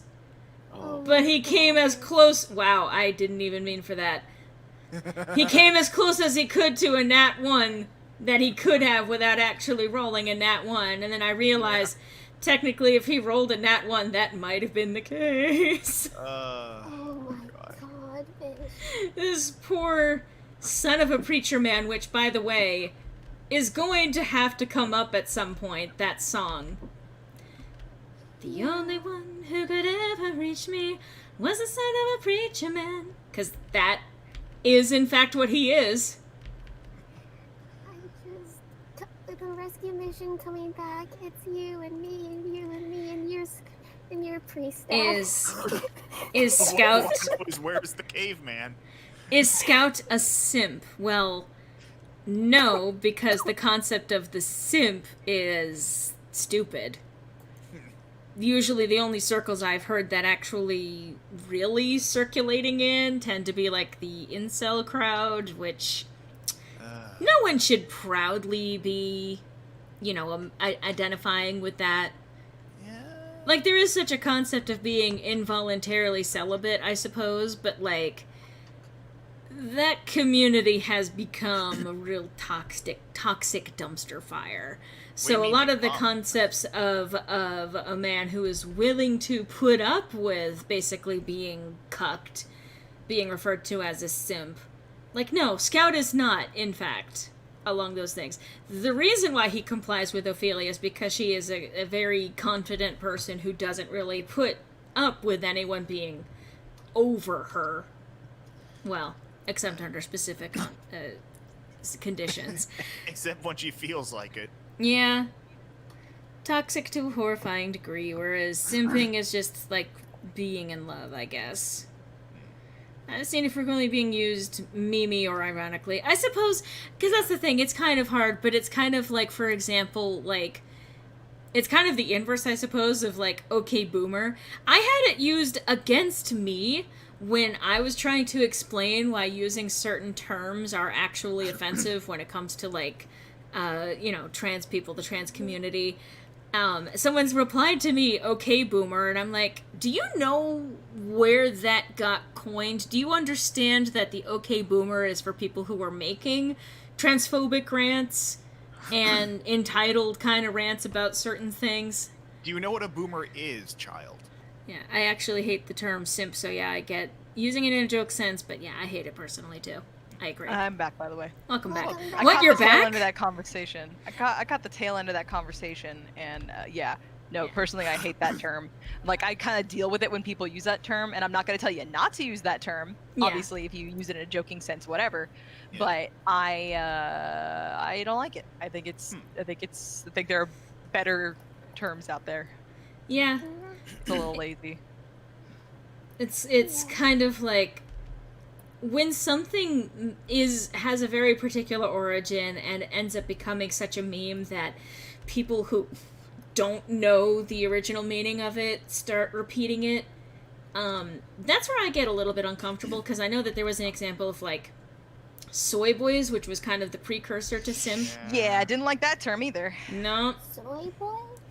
the idea being that eating soy or consuming soy basically made you more feminine, based on the idea of a plant estrogen supposedly being in any way related to human estrogen or mammalian Fellas, estrogen. is it... Sorry. No, go ahead. Is it, fellas, is it gay to eat the fruits and vegetables necessary to not get a pirate sickness? I was thinking of that tweet. Thank you. Yeah. God. So that's the kind of thing, and I saw that repeated unironically by someone, because I don't know how you would possibly look at that without the context of realizing that it was referring to like being supposedly feminized by eating soy. But like whatever. But that's just it. As soon as it becomes a meme that exits the community that it was born from, because it gets used so much, that people would argue it gets divorced from the context, so people aren't meaning that when they say it, but it's like, or they're being conditioned to then accept that concept when it gets introduced and serious to them. Mm-hmm. That's the other part of it. You can use it ironically up until the point where it stops being ironic for you. And that's the thing, is that it's real easy for something that starts off ironic. Like, I'm even gonna say that. I used to say lol ironically, but then it became part of my lexicon to say lol, and exactly like that. That same situation for me, but bae. That too. I started saying it ironically, and then it stopped being ironic. Like, I still kind of say it with a degree of irony, but like, it became part of how I speak. But yeah, this is a very interesting conversation, I suppose, about how certain words evolve over time. But yes, I'm aware cucumbers are a fruit. I didn't know that. By all technicalities. I'm sorry, what? The whole seed thing. There's that. I mean, tomatoes are a fruit. Yeah. Technically, so are pumpkins. Yeah. Actually, pumpkins are a berry. I mean, all things considered, yeah. Like, by definition, they are literally a berry. Mm-hmm. So, good berry. Good berry summons 10 pumpkins. Sends a beam. Oh my Welcome god. to Good Berry, home of the Good Berry. Can I take your order? No, go away. Alright, time to stretch. Don't forget to stretch while you're drawing. My arms are in pain. Oh, But, so yeah, no, in short, Scout is not a simp.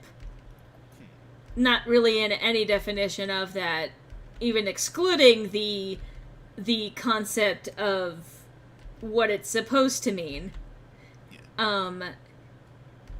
He's not a simp because it's just it. As soon as Ophelia's off the scene, he is definitely Mr. In Charge guy. Yeah. Whether or not he actually is in charge is a different matter, but there's a reason why he and Ophelia get along so well. Yep. Yeah. The Ophelia from another universe.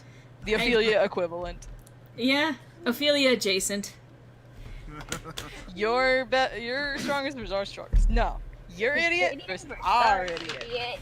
Alright, bet. Big of heart, dumb of ass. Everything else is just cake. I mean, Tomatoes are berries too, I think. Yeah. There is Jane, you're overlap. married. Nice. You're very cute. Nice. that'd explain how she went full smoothie earlier. Look, Salsa! I mean, Ophelia synonym. Dog.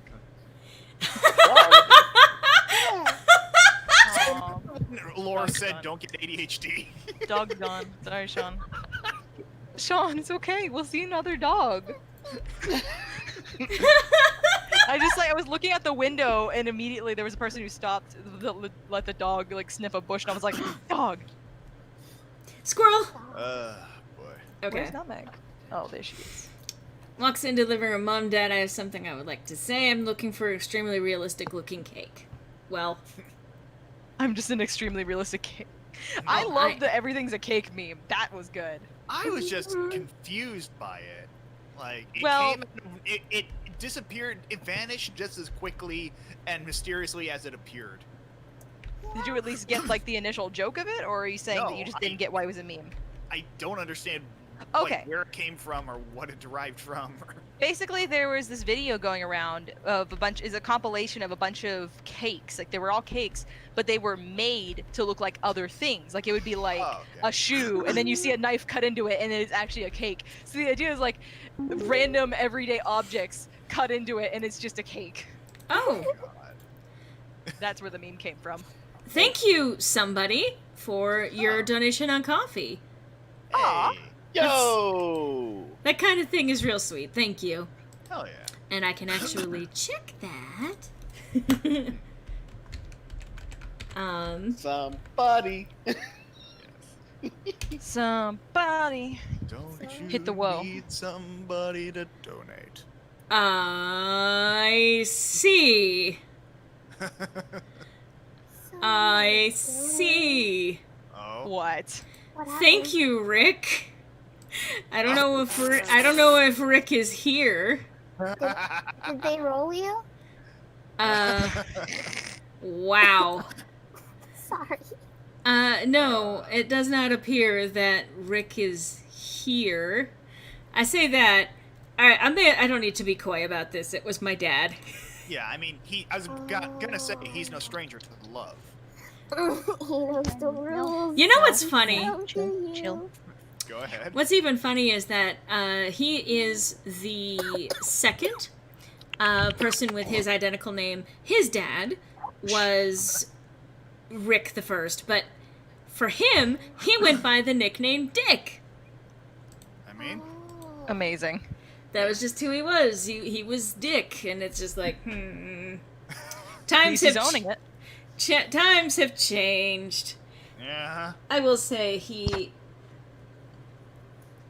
my grandpa was a very interesting man. He did a lot of things. I think, if I recall correctly, I think he was a pilot in World War II. I may be mistaking that, but I think that was the case. It's been a long time since I've heard any discussion about my grandpa, but I do know that I believe he served, and I think he was... Well, never mind. I'm not going to speculate on something I don't know 100%.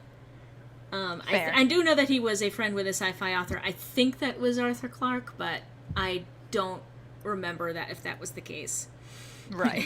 It's Dick with a D, Rick with an R, and see, Griffin is Dick with a Griffin. Yeah. Griffin has Is been it- canceled. Oh, is I the thing mean- like silent? Oh, sorry. What?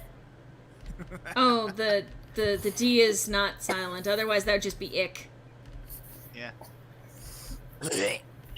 Spider-Man. 7 years of this. Going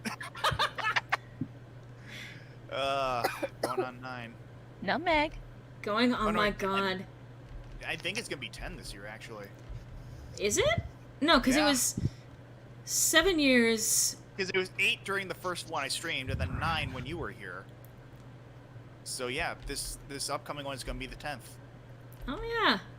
Huh. Yeah.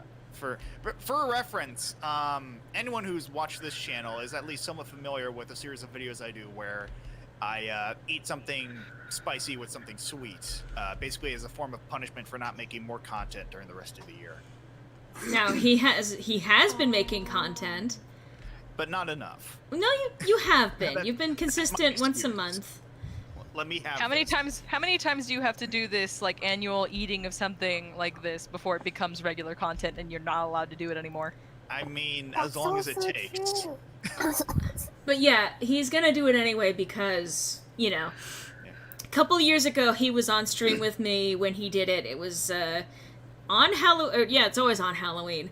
But towards the end of the stream, he also decided to record himself as well as the chatters in the chat, and he had a hot sauce that he poured in with a rosé. Mixed it all in. He started drinking. He started dying. People in the chat, especially Donna, was expressing her concern for his well-being. And it sounded like he was even retching a little bit. Now, this last year, I was out actually visiting him in person, and he did a donut from Voodoo Donuts, which was in itself meant to be spicy, and then he took that, and he added a whole bunch of different hot sauces to it, and then ate that. And you can watch the video. Words won't describe how amazingly good the editing was, with me talking in the background as he took a bite, and then it like kind of slow zooms on him with my audio kind of going on, like kind of fading out, zooming in on him, and then coming back with me asking, "Are you all right?" And him responding with, "Why does this work?"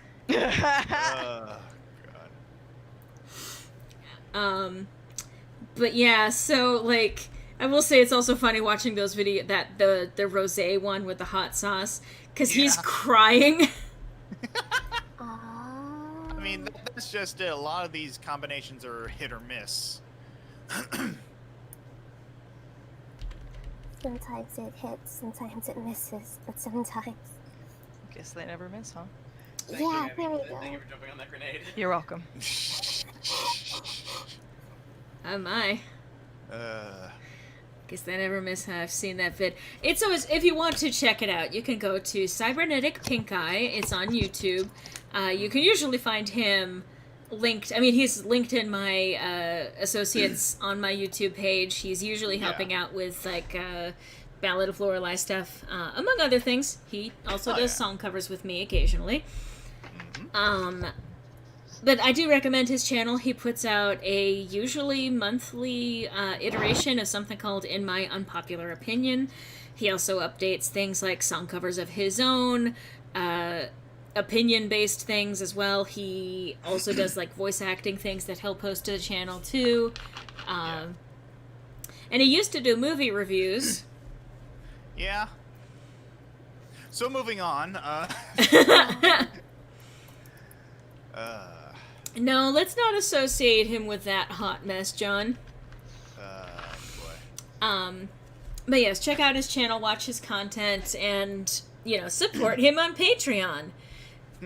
You can also support me on Patreon. But it's all gravy. Yeah. Oh. Yeah, I don't think that was a sneeze. Oh, sorry. No worries. I mean, she also says that in response to coughing, which, if we did for her, God bless you. God bless you. God bless, God bless, God bless, God bless you. To be fair, she also says that in response to shipping, so... True. Usually she phrases it like, "Thank you for my life." Yes. Yeah, I mean, fair, yeah, usually. There's usually little cute moments. Like, I think, and I've even, I've even said, and I kind of say, like, the official idol animation for Ophelia and Scout, if they're not directly involved in something, is they both kind of put their arms around each other's waist, and I may as well show this off. So this is like their default pose if they're with each other and they're not actively engaged in something. Yeah. Oh, speaking of them being cute, I drew something recently, because there's been some talk of different fusions, and I may as well even start with that, honestly. Yes. So talk of different kinds of fusions, and one of the ones that came up was, okay, Scout hates Weldon. Weldon isn't fun. Antagonizes Scout. Yeah. He antagonizes Scout. I don't think he particularly hates him, but he does... he doesn't even hate him. He just kind of has residual bad feelings from the other version of Scout that he can't necessarily... He has to address that first. Yeah, so these days he just, whenever he sees Scott's like, funny doggy. So there's a complicated story, but Weldon is also a boy named Sam, but in a, not middle-aged, but somewhat older, refined gentleman body, but he's a fucking child. And so we talked about soul fusion. So imagine his soul being fused with Scout's soul, and we get Scam. God, Samuel Iskandon with Scout becomes Scam. And he is not a comfortable person. He does not like himself. Not like this. I mean, again, Weldon might be fine with it. Scout would not be. That would be antithetical to his very being. However, alternatively, if, where is it? Should be... Yeah, there it is. Okay. However, if he were to fuse with Ophelia, it would be Garnet levels of harmonious. Uh-huh. And also, yeah, good night, Ragnar. Anyway, meet Scoff. Yeah.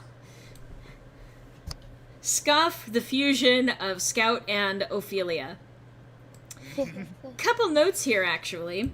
So, two things actually have values that were taken or eye-dropped from one or the other character and then adjusted so that they have the same overall value. It's just the hue that changed. But it's like the same saturation and the same, same saturation and same brightness. So the jacket here is actually the burgundy of Ophelia's normal suit outfit at this point, but shifted to green because that's a signature color of Scout's. And the pants are actually the brown pants that Scout wears normally, but then shifted to a more blue color. They are, in fact, perfect, yes. The shoes are a combination of his fancy shoes with her fancy shoes. And, of course, they're glittery because of fucking course they are.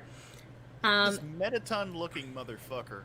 The blue shirt actually, the blue of it actually comes from Ophelia's default shirt color at this point. Now, he normally has a half cape that kind of goes around the side. In this, she already wears a cape, but it's over both shoulders. It's a more traditional cape. So I did that, but with his cape qualities. And her cape is bound in the front by a charm that she got from Titania, who is her current warlock patron. Hang on. God. There's that. But it's a diamond with, like, fairy wings and a couple of, like, stone things shaped like leaves.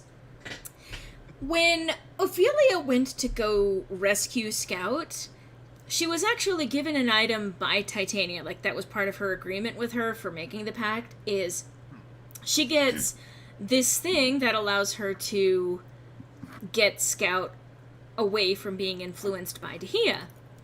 And so Titania gave her a charm, a blue leaf charm thing. And at this point, like, because he also got helped by Katessa, but he can manifest it at will.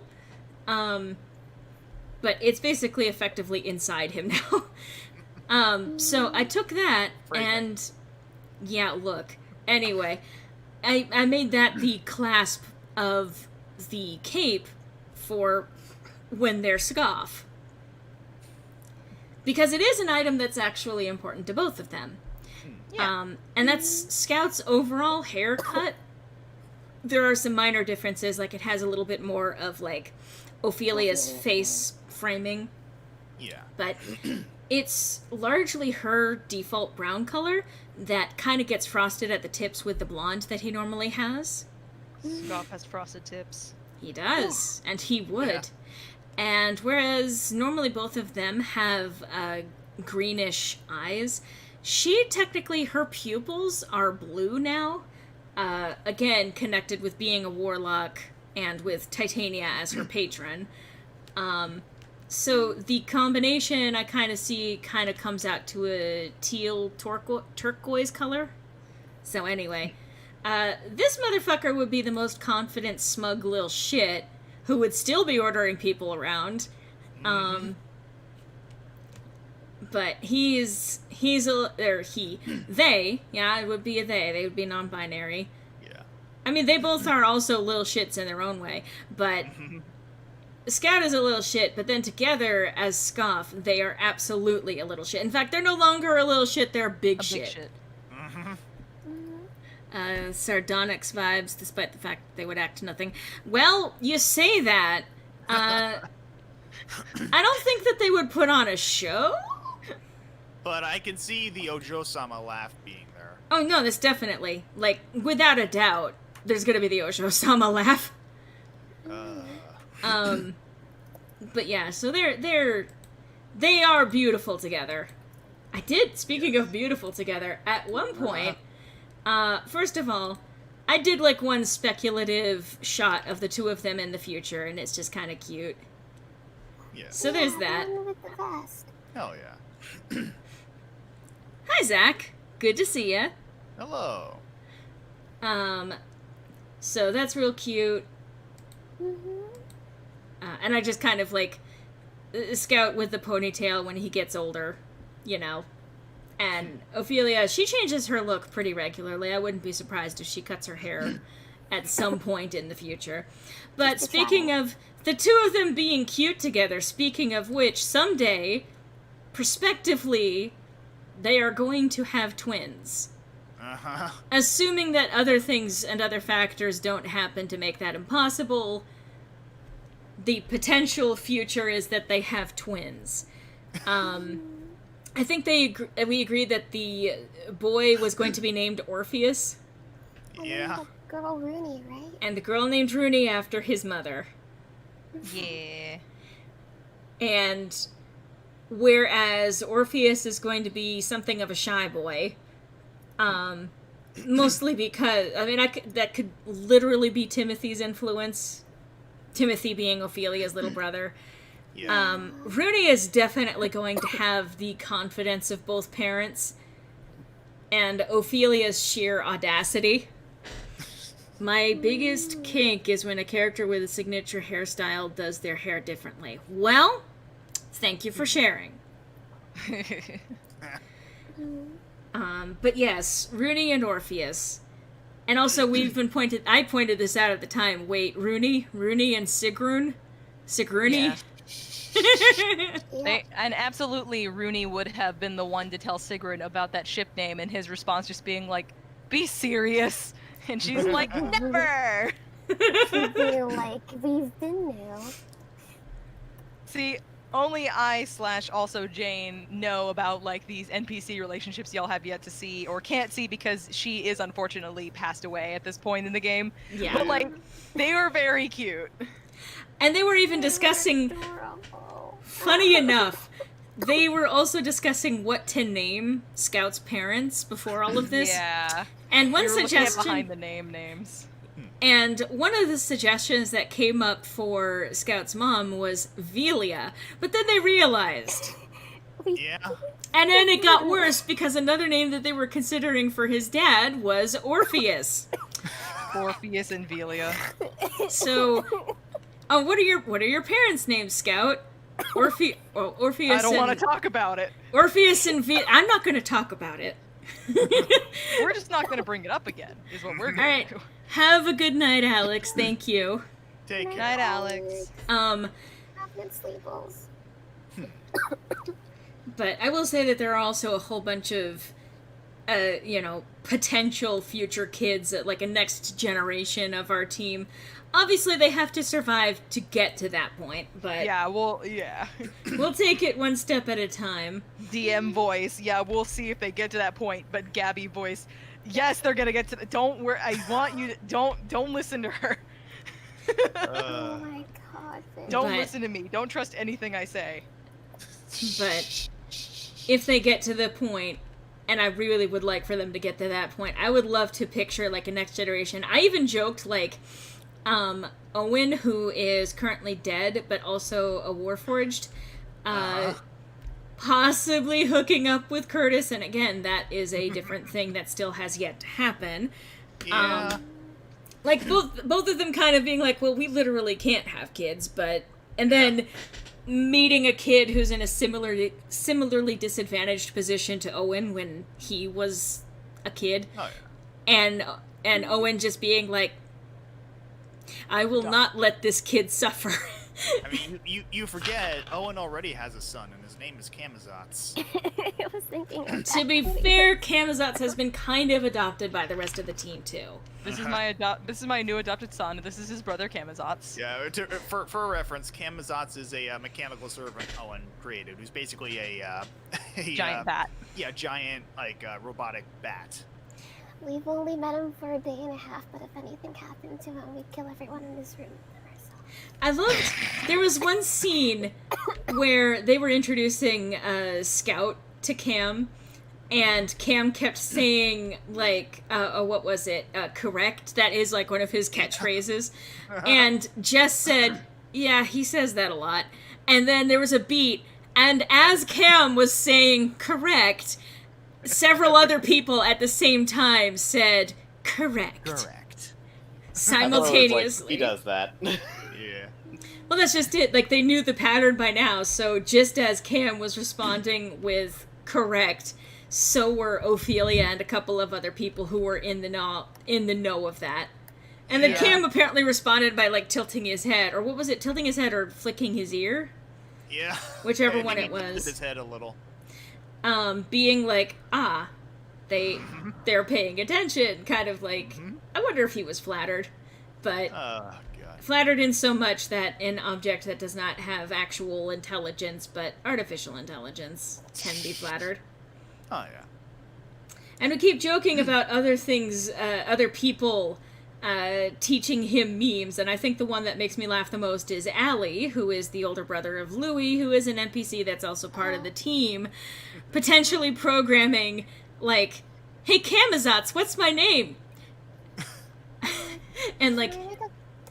Sorry, quick correction. Allie's non-binary. Oh, I apologize. That's right. It's all good. Don't worry Older about it. sibling. Yeah, My it's apologies.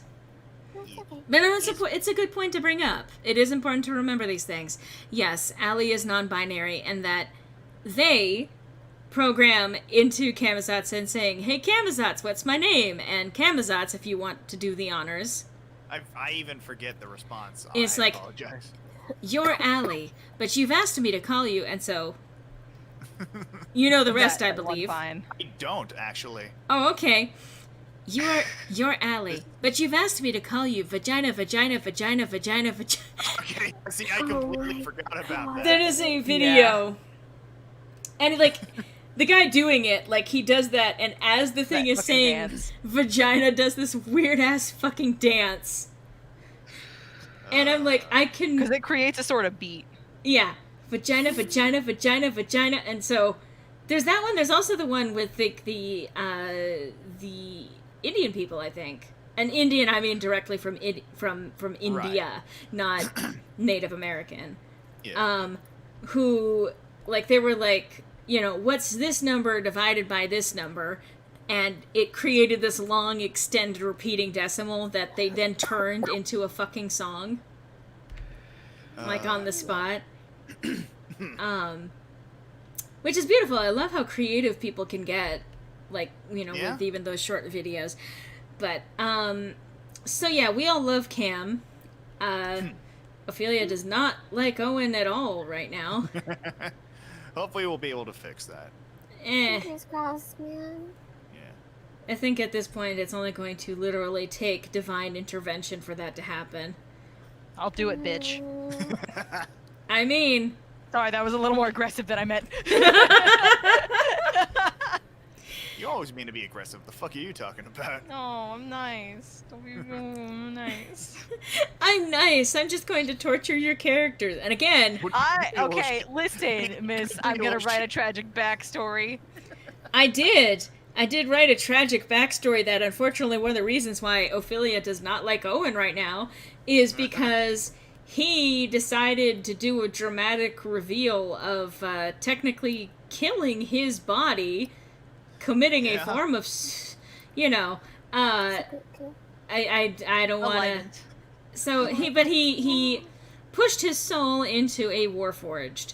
So he is still with us, but in a different way. And he didn't warn the party that this was what he was going to do.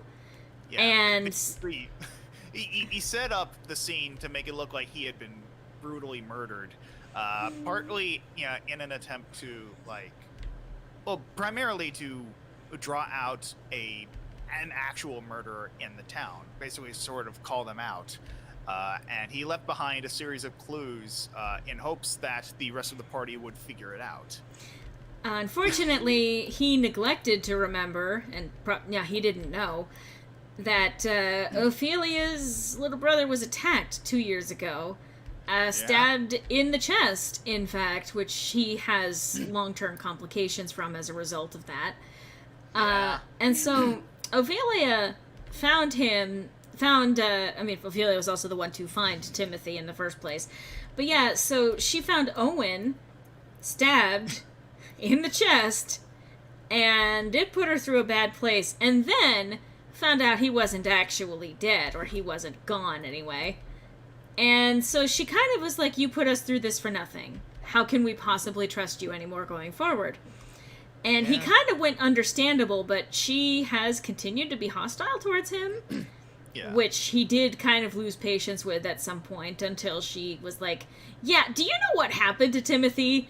And then he said this thing where he was like, yeah, I bet you treat him like second class. I bet you treat him terribly. And that's why he's so nervous around other people because, you don't care about him and the illness that he deals with. And Ophelia's like, he was stabbed, so fuck you.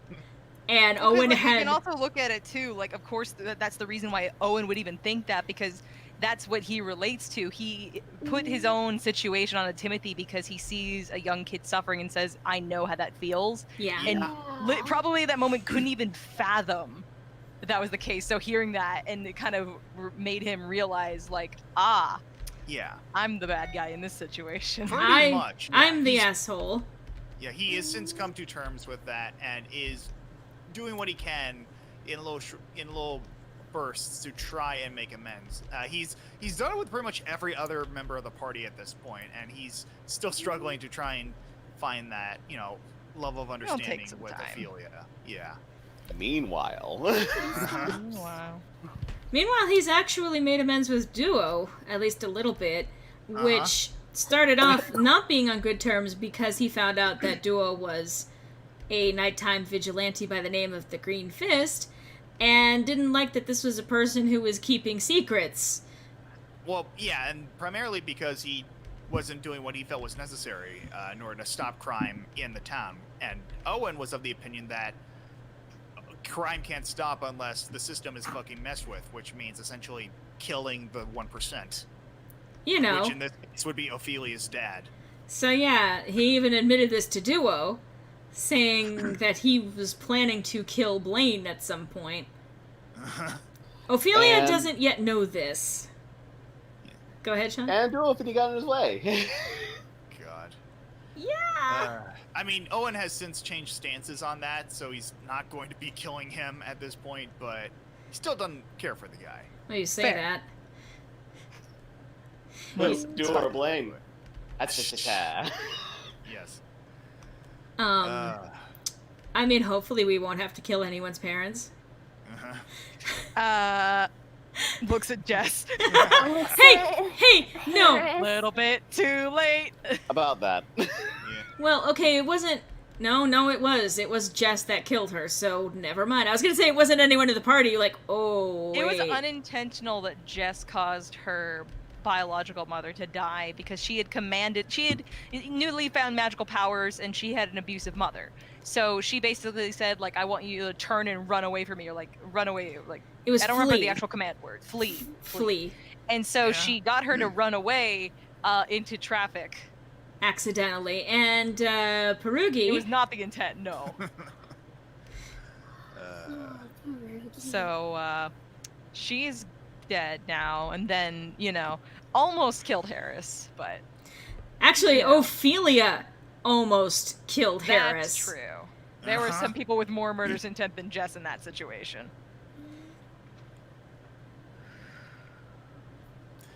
Everything happens so much, guys. It really does. Let's see. Alright. Time to relax the old arms. I've been trying to deep tissue massage my arms while we've been talking, because Yeah. gotten a little bit bad today. Yeah. I see. Yeah, please take care of your arms. Yeah. That's what I get for having a job that requires me to be at the computer all day. Especially with chairs that apparently are not great at doing that. I need to pull up a hand reference. So, by the way, I'm going to take a moment to do a little bit of a, what is it called? PSA. There we go. That was the word I was thinking of. If you're an artist, or if you're just drawing, but you wanna do it good, reference. Find references. It's not cheating. Find a reference, use it. It is, Yeah. if nothing else, it teaches you how to do it, because the more that you do it by getting the direct reference, the more you're able to figure it out on your own. I think... Sorry. I was just going to comment that I think the misunderstanding of using references comes from people thinking that using references means tracing over it. Using references could mean tracing over images, but the ultimate goal of doing so is so that you can understand the way that lines move and you can recreate it without tracing. Using references is just a matter, like, a mode of practice, not a mode of taking someone else's work. Yeah. So, I mean, again, even in that instance, you know, tracing is okay for the purposes of practice. Don't turn around and make some kind of, like, you know, commercial thing of that, unless you have permission, because there are some people actually out there. I know that some references that I have, Hata Moa, the artist behind A Hatoful Boyfriend, as well as the game Murder by Numbers, which has a character named Scout in it. But yeah, she actually released a whole bunch of, like, hand references, because that's one of the trickiest fucking things to draw. And actually, yeah, wait, that's not what I wanted to do. I want to do that. That's what I wanted to do. Sweet. Anyway, but yeah, if you have something that you want to do, and, like, if you have something that you want to do that you don't know how to do, like, innately, which none of us do, reference. Trace for the practice of it. Find a reference when you want to just kind of have the visual idea of how something works. But don't make your life harder, and don't beat yourself up for not knowing how to instantly do something.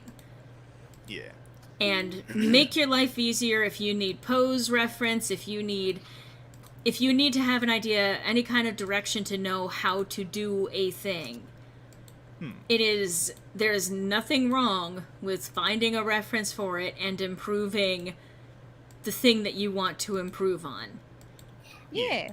I will even say, like, as you practice and, like, you know, with those references and such, like, it'll start to click for you, and then, like, you'll be sketching, like, and it'll be like, wait, that doesn't look right, and then you're able to kind of pinpoint. Yeah. I see. Yeah.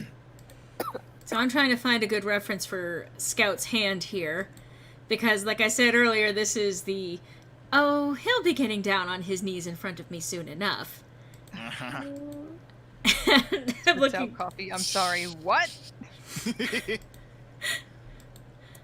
Um, Be like, what you say? hands are very hard to draw forever. It's a universal thing. Very universal thing that hands are hard to draw. Because here's the thing.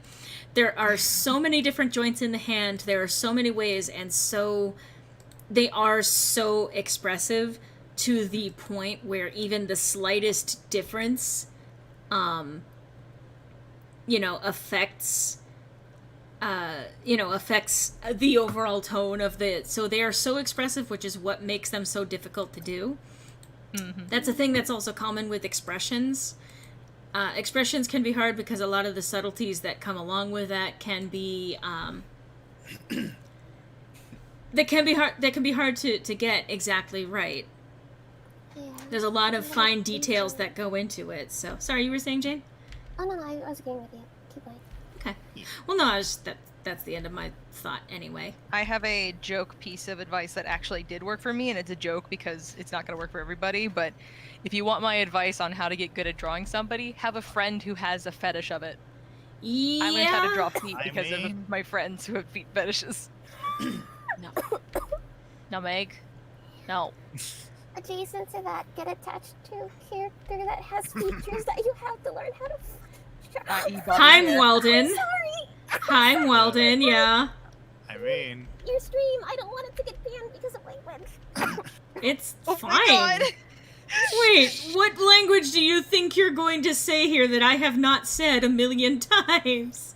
balloon animal. Jane, you're allowed to say fuck. It's alright. You're valid. Yeah. I've already said fuck like 1,000 God, what a- times. What a fucking bean. Am I right, fellas? Yeah. God. The kitten mew of embarrassment. The kitten mew of a tomato. Yeah. The Fluttershy of our group.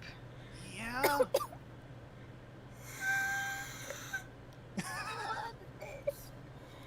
Someday I'll be able to look at balloon animals the same way again. Now I'm gonna die. I'm a wizard and I agree, that's fucked up. So I am a wizard and that's fucked up.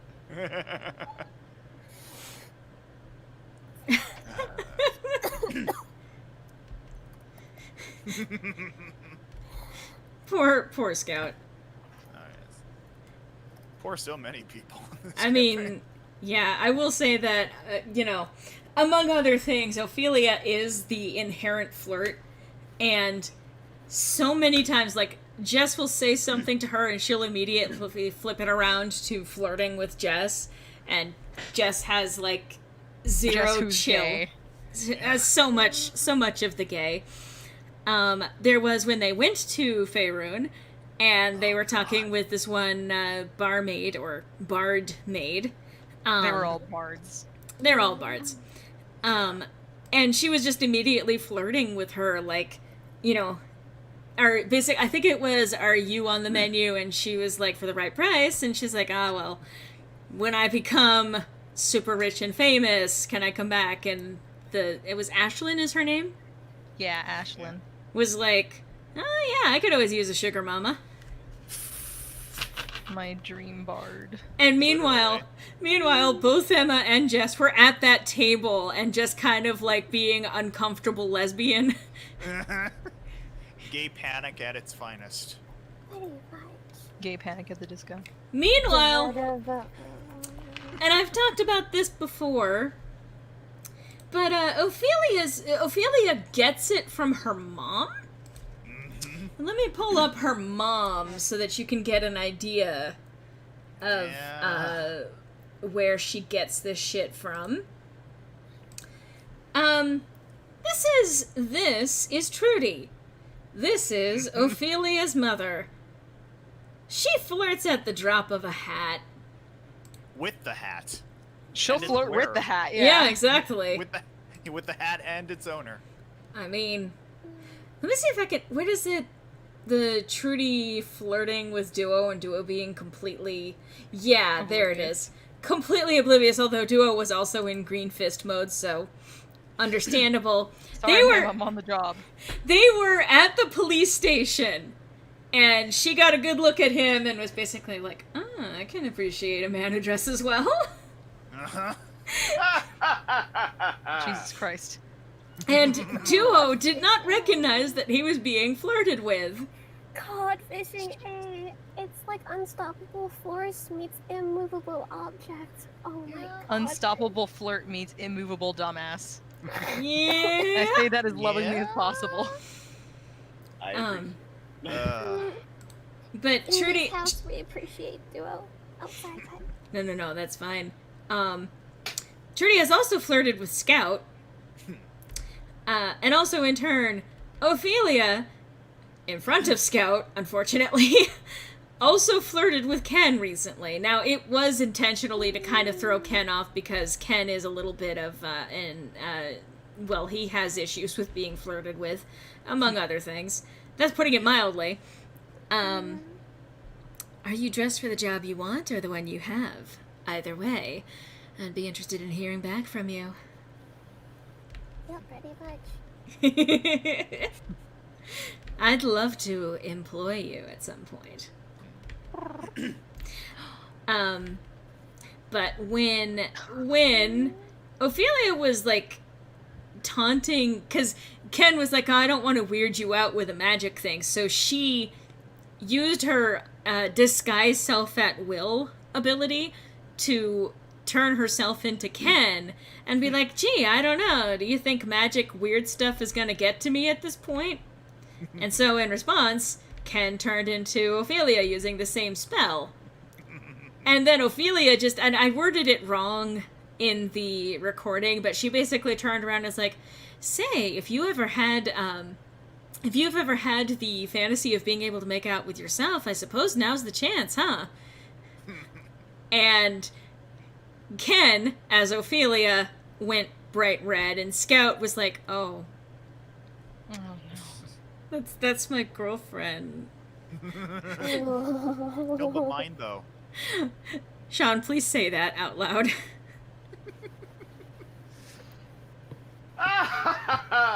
My employer is the peace-loving people of the world. Hate you. I basically turned him into a mixture of, like, the Green Fist is basically just like a mixture of the Great Saiyaman and All Might.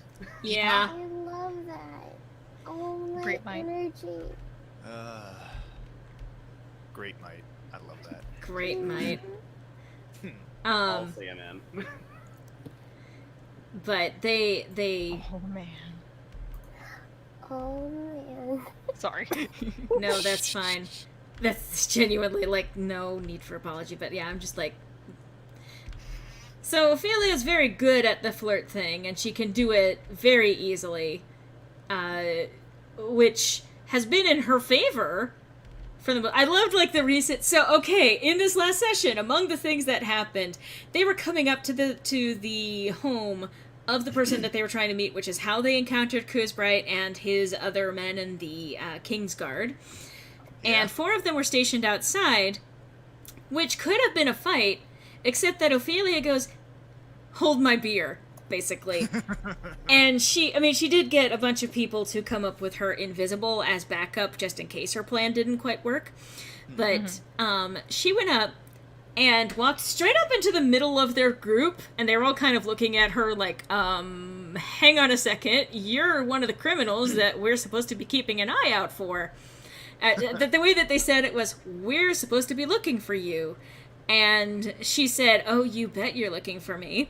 And then she unleashed Fey Presence, which is a warlock thing, and from being paired with an Archfey, Titania. And the effect is 6 seconds of being charmed. She did that to basically throw them off and soften them up for her as she then cast Charm Person on the 3 that were actually in range for her to do so. The 4th one was out of range and was immediately going, like, pulling out his weapon and being ready to fucking confront her. But the 3 around her literally fell for it. And she was like, I'm about to become your favorite person. And then did the charm spells. And then the 4th guy, he tried to come over. Tycho made a bush grow and trip him up, and as that happened, I mean, Ken even tried to use like a dust of absent-mindedness thing that would have stunned him effectively for about a minute. That didn't quite work. So instead, when he was being tripped by the bush, Ken twisted his helmet around so that he then couldn't see. And while that was all happening, Ophelia stepped into range, or actually he got into range as a result of that, and cast Suggestion on him, saying, I suggest that you cooperate with me. And that one worked. She did try to so do he charm. wasn't charmed, but he's like, well, shit. And he even was I'm like, in a bit of a pickle. yeah, it was a suggestion spell, and that kind of ended up lending to it. But for him, from his perspective, it's like, somehow she has managed to make a bush grow and twist my helmet around without any even being near me. Maybe I should cooperate with She's her a for witch. now. Yeah, no, this isn't going well for me. Maybe I should, reassess my situation. So, he came over and was cooperating. And then they started to go inside, and then 3 more came out, and one of which was Kuzbright. And at that point, she didn't try to do a charm thing. She did briefly talk with Kuzbright. But then they started attacking, and again, some of them were even... I think they were aiming for Ophelia, and they were like, dude, she's on our side! And the other guards were like... guards being like, no, the fuck she's not! I was also very happy with the moment of, like, Kuzbright, because they're part of their orders were explicitly to try and track down Weldon, and Owen, with his own disguise self feature, took on the guise of Weldon and said literally, hey, fuckers. Hey, fuckers. I think he was specifically talking to a Goose Bright. Yeah. And the others recognizing him were kind of, even the ones that were charmed, technically, were kind of like, oh, that's the guy that we're looking for. And as they were kind of going after quote-unquote Weldon, Ophelia actually told them, he's not your enemy, you have been deceived. And so they were kind of conflicted, because it's like, again, that's what they have to do by their orders. But also, they like her, and she's also seeded at this point the idea that their goddess is actually bad, and not what she says she is, and not even a real goddess. And so they're like, well, what do we do in this situation? And the way that she worded it is something that I'm sure some of you have been hearing as of recent, but when an order is unlawful, it is your duty to disobey it. And that was enough for them. They were like, yeah, that makes sense. So they stopped. One of the guards that was not charmed, however, was like, no, fuck that. They're like, okay, you guys are fucking brainwashed. Yeah. No, I will think you will find that you are the one who is brainwashed. But then they won that fight. That was just they won. Ophelia killed a man. Yeah. Like, they've had 1 death technically at their hands prior to this, but it was a hag that was kidnapping and killing children. So It's still a death, though. it's still a death, and I believe that Ken was still kind of bothered by it, but I think it's reconciled with many children have already died at her hands. She had targeted one of their friends and classmates, and she was going to kill them. And she delighted in the prospect. So killing Rita, the hag, was basically a self-defense thing, and also, like, completely justified kind of thing. It was an act of goodness if he was worried about it. Yeah. Meanwhile, technically, the guard was attacking, could have easily killed them. So It could not be self-defense in that case. it is self-defense, but I mean, I will say, anyone who has never actually killed someone before, even if it is self-defense, even if it is, something that you had to do, that doesn't stop it from affecting you. And I don't think Yeah, it's quite yet sunk in for Ophelia what she did. I don't think she has quite yet kind of put together in her mind, because she had a lot of other things that she was focused on. Yeah. Yeah. But yeah, she straight up killed a man. And so that's gonna be a voice, thing. welcome to the club. Yeah. What was it, Weldon voice? Yeah, Walden voice, welcome to the club. But not in that way, because that's disrespectful. I'm just saying it as a meme. Yeah. He My wouldn't last- actually. D&D session, our bard summoned a bunch of pixies, which polymorphed murder bots into words, and then threw them, into worms. Into worms and threw them off. Yeah, that sounds about right. Holy fudge. Actually- Daddy, can I do that? No. Okay. I was gonna say, that's Scout responding there, actually. I was like, yeah, that makes sense. Would you stop with your fey racism? I'll Racism, stop. if you will. Yes. Wow. I'll stop when they don't turn people into worms and throw them off cliffs. Wow. Like, I could even see that being like a holding out the arm, gesturing, like, do you see what I mean? God. He was actually really not happy when Ophelia mentioned, hey, yeah, I made a pact with an archfey, and he was just kind of like, what? Of all the people to make a pact with, you choose a fae? An archfey? Like, he initially was, like, relieved, as like, so it was Titania sending you visions. Okay, she's one of the good ones. That's fine. You know, that makes sense. Yeah, also I made a pact with her. You what? So this is your fault then. Even better, like, it was worse because she was even telling him that it was because he'd walked out of that meeting that she did it. Yeah. So he was kind of like oh my god, did I just get the woman that I love in serious fucking trouble? In a contract with a fae. Like, what did I do? But then she's like, nah, I know what I got myself into. And it's worth it either way, because if it's a way to save you, then that's what's important to me. And he was even saying in that moment, like, I'm not worth this.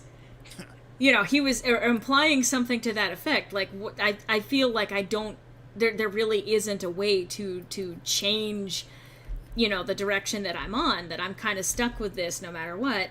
And Ophelia's even specifically said, even if it's supposed to be your destiny that you have to be stuck with this, I'm Ophelia Price. If I decide that's not your fate, I'm going to make that the case.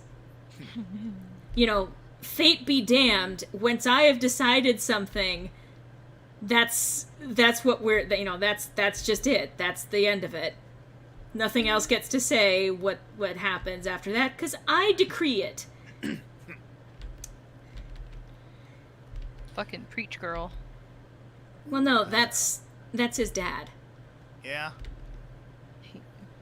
The only one who could ever reach me was the son of a preacher man. Again, the first time that song either gets referenced or played, or if she actually starts singing it, I think it would be even the worst if she's the one who's singing it. Scout's going to be fucking mortified. Like, wait, Oh, what? yes. What? You have a song for that? There's a song for everything. Inspector. I think you will find that it's not uncommon for people to have feelings for the son of a preacher man. God, bitch. I think that I wonder if Sigrun would either be mortified or amused by that. I don't know. It's hard to say, I'm sure, but poor Scout. I say as I'm drawing him getting embarrassed. We're gonna fight tonight, boys. Yes. Oh, thank you, Shikarian. Yes. Thank you very much, actually. That's very much appreciated right now, especially because I just had another vet visit, and while she's doing better, Zelda's ear still has an infection going on. So, like, fortunately, because I ended up actually signing up for a membership plan with them because I've been in there at least like twice a month for the last 5 months with Zelda. I it's been kind of slowly eroding at my saves, what I've got saved up, so literally this helps a lot because I had to still pay for medication, and this one is a pretty significant medication. It's one of their big gun antibiotics, and if this fails, if this doesn't work to get the infection out of her ear, then the next step is that they're going to have to get a culture sample for that, and that's going to be fairly expensive.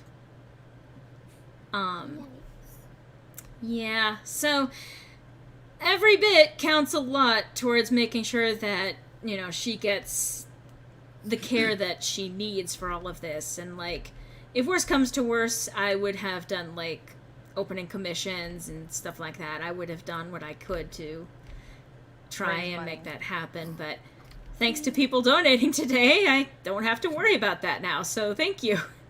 Yeah. Yeah, poor kitty. I mean, I will say this, she's doing a lot better. She hasn't had a fever. She's been eating, drinking, fine. She's been herself.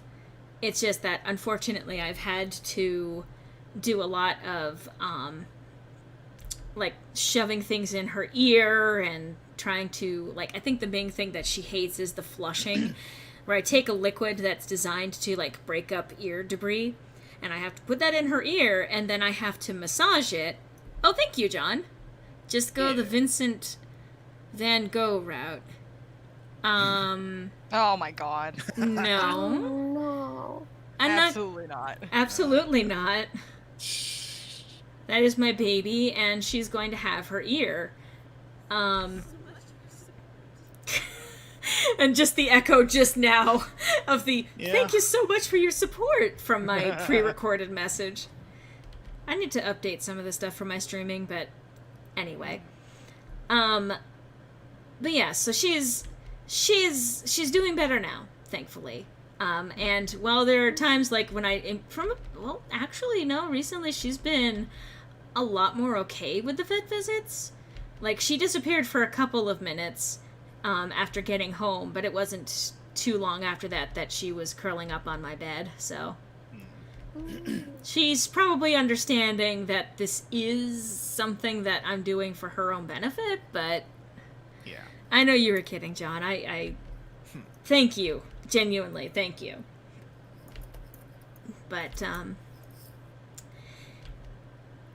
so that's been kind of one of those things where, like, I don't want to have to put a price tag on my cat's health. I don't want to have to think about that, but it's one of those, like anything else, after it gets above a certain price, it's just like, I can only afford so much. But, like I said, now I actually don't have to worry about that. So, yeah, thank you. Yeah.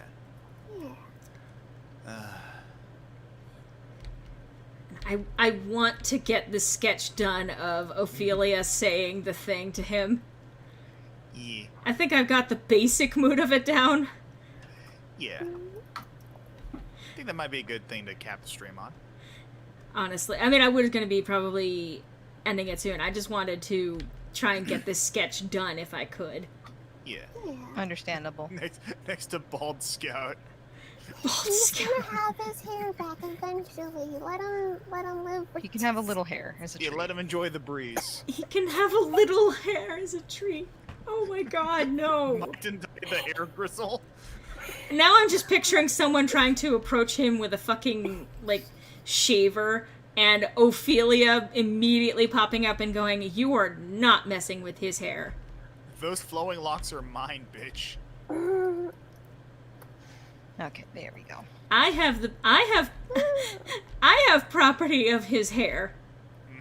And him being like, I thought I would have. I mean, I was under the impression that I owned my hair, but fair. I mean, if there's going to be someone else who does. God. Sure.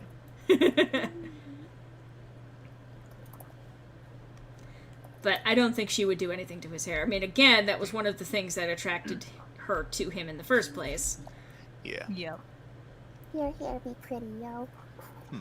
I'm just picturing either a very tired or a very drunk Ophelia saying that to him. Your hair be pretty. Yeah.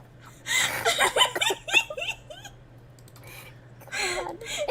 It's like that one scene from the Treasure Planet where it's like, you have gorgeous eyes. She's lost her mind. Oh god. No, I don't think he would be quite, because, well, I will say that I did do a couple of them where a couple of, like, sketches of either one of them being a little bit on the intoxicated side. Yeah. And Ophelia's was, did you know how cute you are? And his response being, you've said as much, but, and then Flustered boy. he is a fluster boy. Flying tonight. I need to watch Treasure Planet again. Yeah. Oh, do it. It's so good. And then on the flip side, him potentially being the tipsy one. The, did you know you're beautiful? 'Cause you are. You are beautiful no matter what they say. Well, I mean, I'm pretty sure most people agree that she is indeed the beautiful. But the two of them are so cute together. I'm so happy for this ship. You are all free, Ophelia. You are the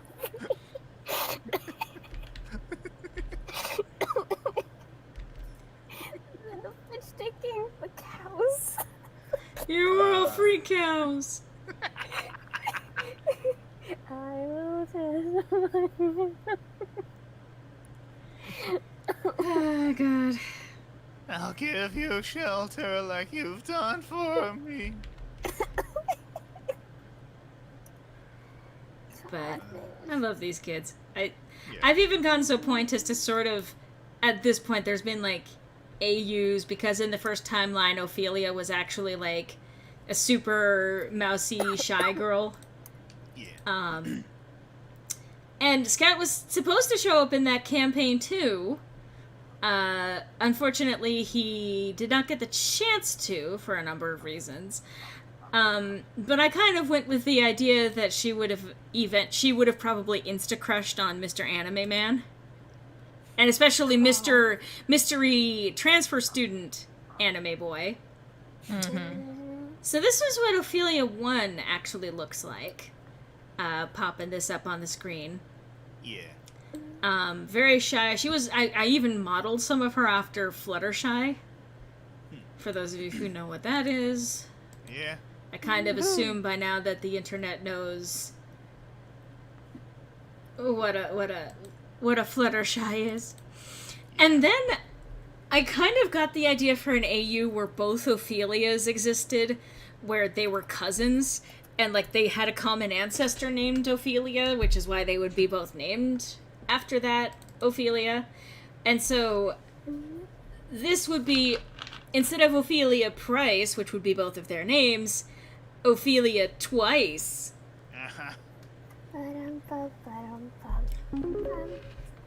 Oh, I get it. Scout Oh. has two hands. Thank you again, Shakarian. Yes, Scout has two hands. Allow me to pull up that picture.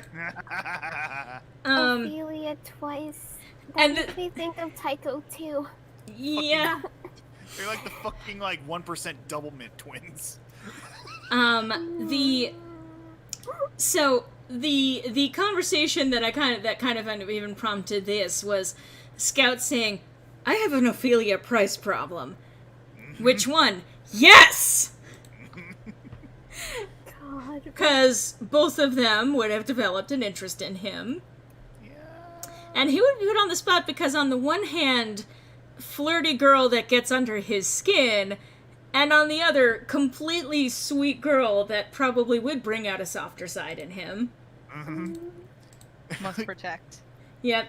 Additionally, in terms of shipping for that AU, because I kind of sided a little bit more with dominant Ophelia as opposed to shy Ophelia. You don't say. Understandable. Being the one to probably end up, quote-unquote, winning Scout in the end. And there are a couple of other alternatives. I know that canonically I did plan for current canon Ophelia to probably have a crush on Ken, and then Scout appeared and I had to change my plan a little. But other ships for Ophelia 1, nicknamed Leah, interestingly enough, in the conversations that we had, nicknamed Leah by Louis being one of the NPCs who was a part of the team. Yeah. I was like, I could ship that. And so you did. Here's the two of them being adorable. Yes. Oh. Yes, thank you, Shikarian. Like, I mean, thank you, just in general, but also thank you for especially that. I worry for my babies. I do my best to try and take care of them, but, like, it's still kind of one of those things where... But yes, thank you very much. It's one of those things where I get nervous about it, but I like having the wiggle room for this, so... Alright, you know, I don't want to necessarily... I titled this Kneeling for Me, by the way. As much as I would want to keep going with this streaming, and I'm enjoying this, and I'm enjoying drawing this, and I'm enjoying the company that I've got, y'all in call with me, y'all hanging out in the chat, I'm kind of feeling like the edge of my voice getting a little raw. Yeah, for sure. We've been like talking like all day. Yeah. I also need to get something to eat. Yeah, I Yeah, kind go of... eat. Yeah. I kind of do Get too. sustenance. I never said a single word this whole time. You've been typing. Yeah. Yeah. So hi. Hello again. Yeah. I just didn't want to interrupt in a conversation you 90% nothing about. Oh. No worries. Uh, I do like the arts that have been posted, but yes, there's been... I tend to be very dominant in conversations, especially my own streams. Understandable. That does tend to happen quite a bit. But I think I've got the general gist of how this picture is going to turn out in the end. With Ophelia saying, "Oh, don't worry. He's going to be down on his knees in front of me soon enough." And Scout, once he realizes it, once it finally hits him, what she means by that. Yeah. you're not fine. It was nice knowing them. Well, it wasn't at first. Well, okay. It was recently. It wasn't. Well, it was actually at the very first. It was pleasant meeting him until he turned out to be a little shit.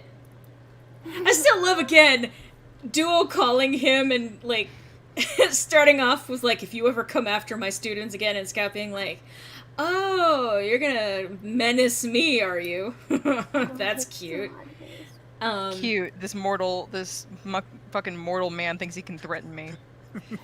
Basically, the Promorphized mukbang thinks he has what it takes. All right. That's okay. All right. But yeah, no. Scout tried to do Baby's first villain line by saying, "Oh, don't worry, no one's going to survive what comes next," and then destroying the sending stone that he had. And then he tried to be all supervillain, evil guy. Well, he didn't see it from his perspective as being supervillain, evil guy. Just, these criminals are trying to interfere with him. More of a, if I have to be the bad guy to get my point across, then sure, I'll be the bad guy kind of mentality. Like, not literally thinking that he's a bad person. Yeah. But just kind of showing up that he is tough guy, and this guy trying to intimidate him is not going to get very far with that. Yeah. Mm-hmm. Which, to be fair, one-on-one, level 3 Duo versus level 13 Scout, that would have been rough. Yeah. I have no doubt that Duo would have gotten a few good shots in there, but again, Scout was Circle of Death. Yeah. Mm-hmm. But yeah, so obviously a lot of this stream has been talking about Modem again, which not really a surprise. That's kind of the thing that often happens, but I am glad that I got a couple of just art doodling stuff done. Yeah. And I appreciate very much the donations from all of you, John, Shakarian, Alex, early, and of course Rick, my dad. Thank you so much for the support today. I've kind of already been over that. And if you're watching this after the hand, I don't think I'm going to be changing the coffee handle anytime soon. So on screen, the coffee.com/Loreley. Patreon is also an option. Again, money is not required. Like, I'm going to be making this content because I enjoy making this content, but the money helps me to make the content, and that I can dedicate the time and energy and resources to doing it. And I've got something coming. I really do. I've got a couple of things that are in the works right now, and I keep saying that, and I'm gonna be making good on that soon. I'm also going to see what I can do to try streaming more often. But yeah. But to those of you who took the time to show up today, I appreciate you coming by to watch. It's been fun chatting with all of you. I hope that you've been entertained today. Thank you to everyone who's been in call, between Gab, AEW, Sean, Griffin, and Jane. Yes. All y'all. Yo. But I do genuinely appreciate your presence, quiet or otherwise. This has been fun, and I appreciate y'all supporting me one way or another. Oh, yeah. Thank you again, Sean. Sean, well, Sean too, but also John. Names that rhyme for 100. No. But thank you guys a lot, and I'm looking forward to hopefully being here next week. And interestingly enough, that was a weird echo. Interestingly enough, this next Sunday, like not tomorrow, but the week after that, I don't believe we're going to be having a session. Because that's the 30th. Yeah, so, yep. So I will be at a lake house. Yeah. Bye. And we can't really DM without the DM. We can't really do the session Perfect for without you. that. We can do a completely different thing, but not Magic of the Mundane. So I might see about streaming that Sunday. But again, no guarantees, but if I can, I will probably do that. Because I do enjoy streaming. I do enjoy, having fun and playing games and doing art and all of that stuff. So we shall see. But I will talk with you all. I will hopefully see you guys next week, and I'll talk with y'all and call with me probably immediately after this. But you guys out there in YouTube land, take care. Have a good one, everyone. Bye bye. Bye-bye. Ciao.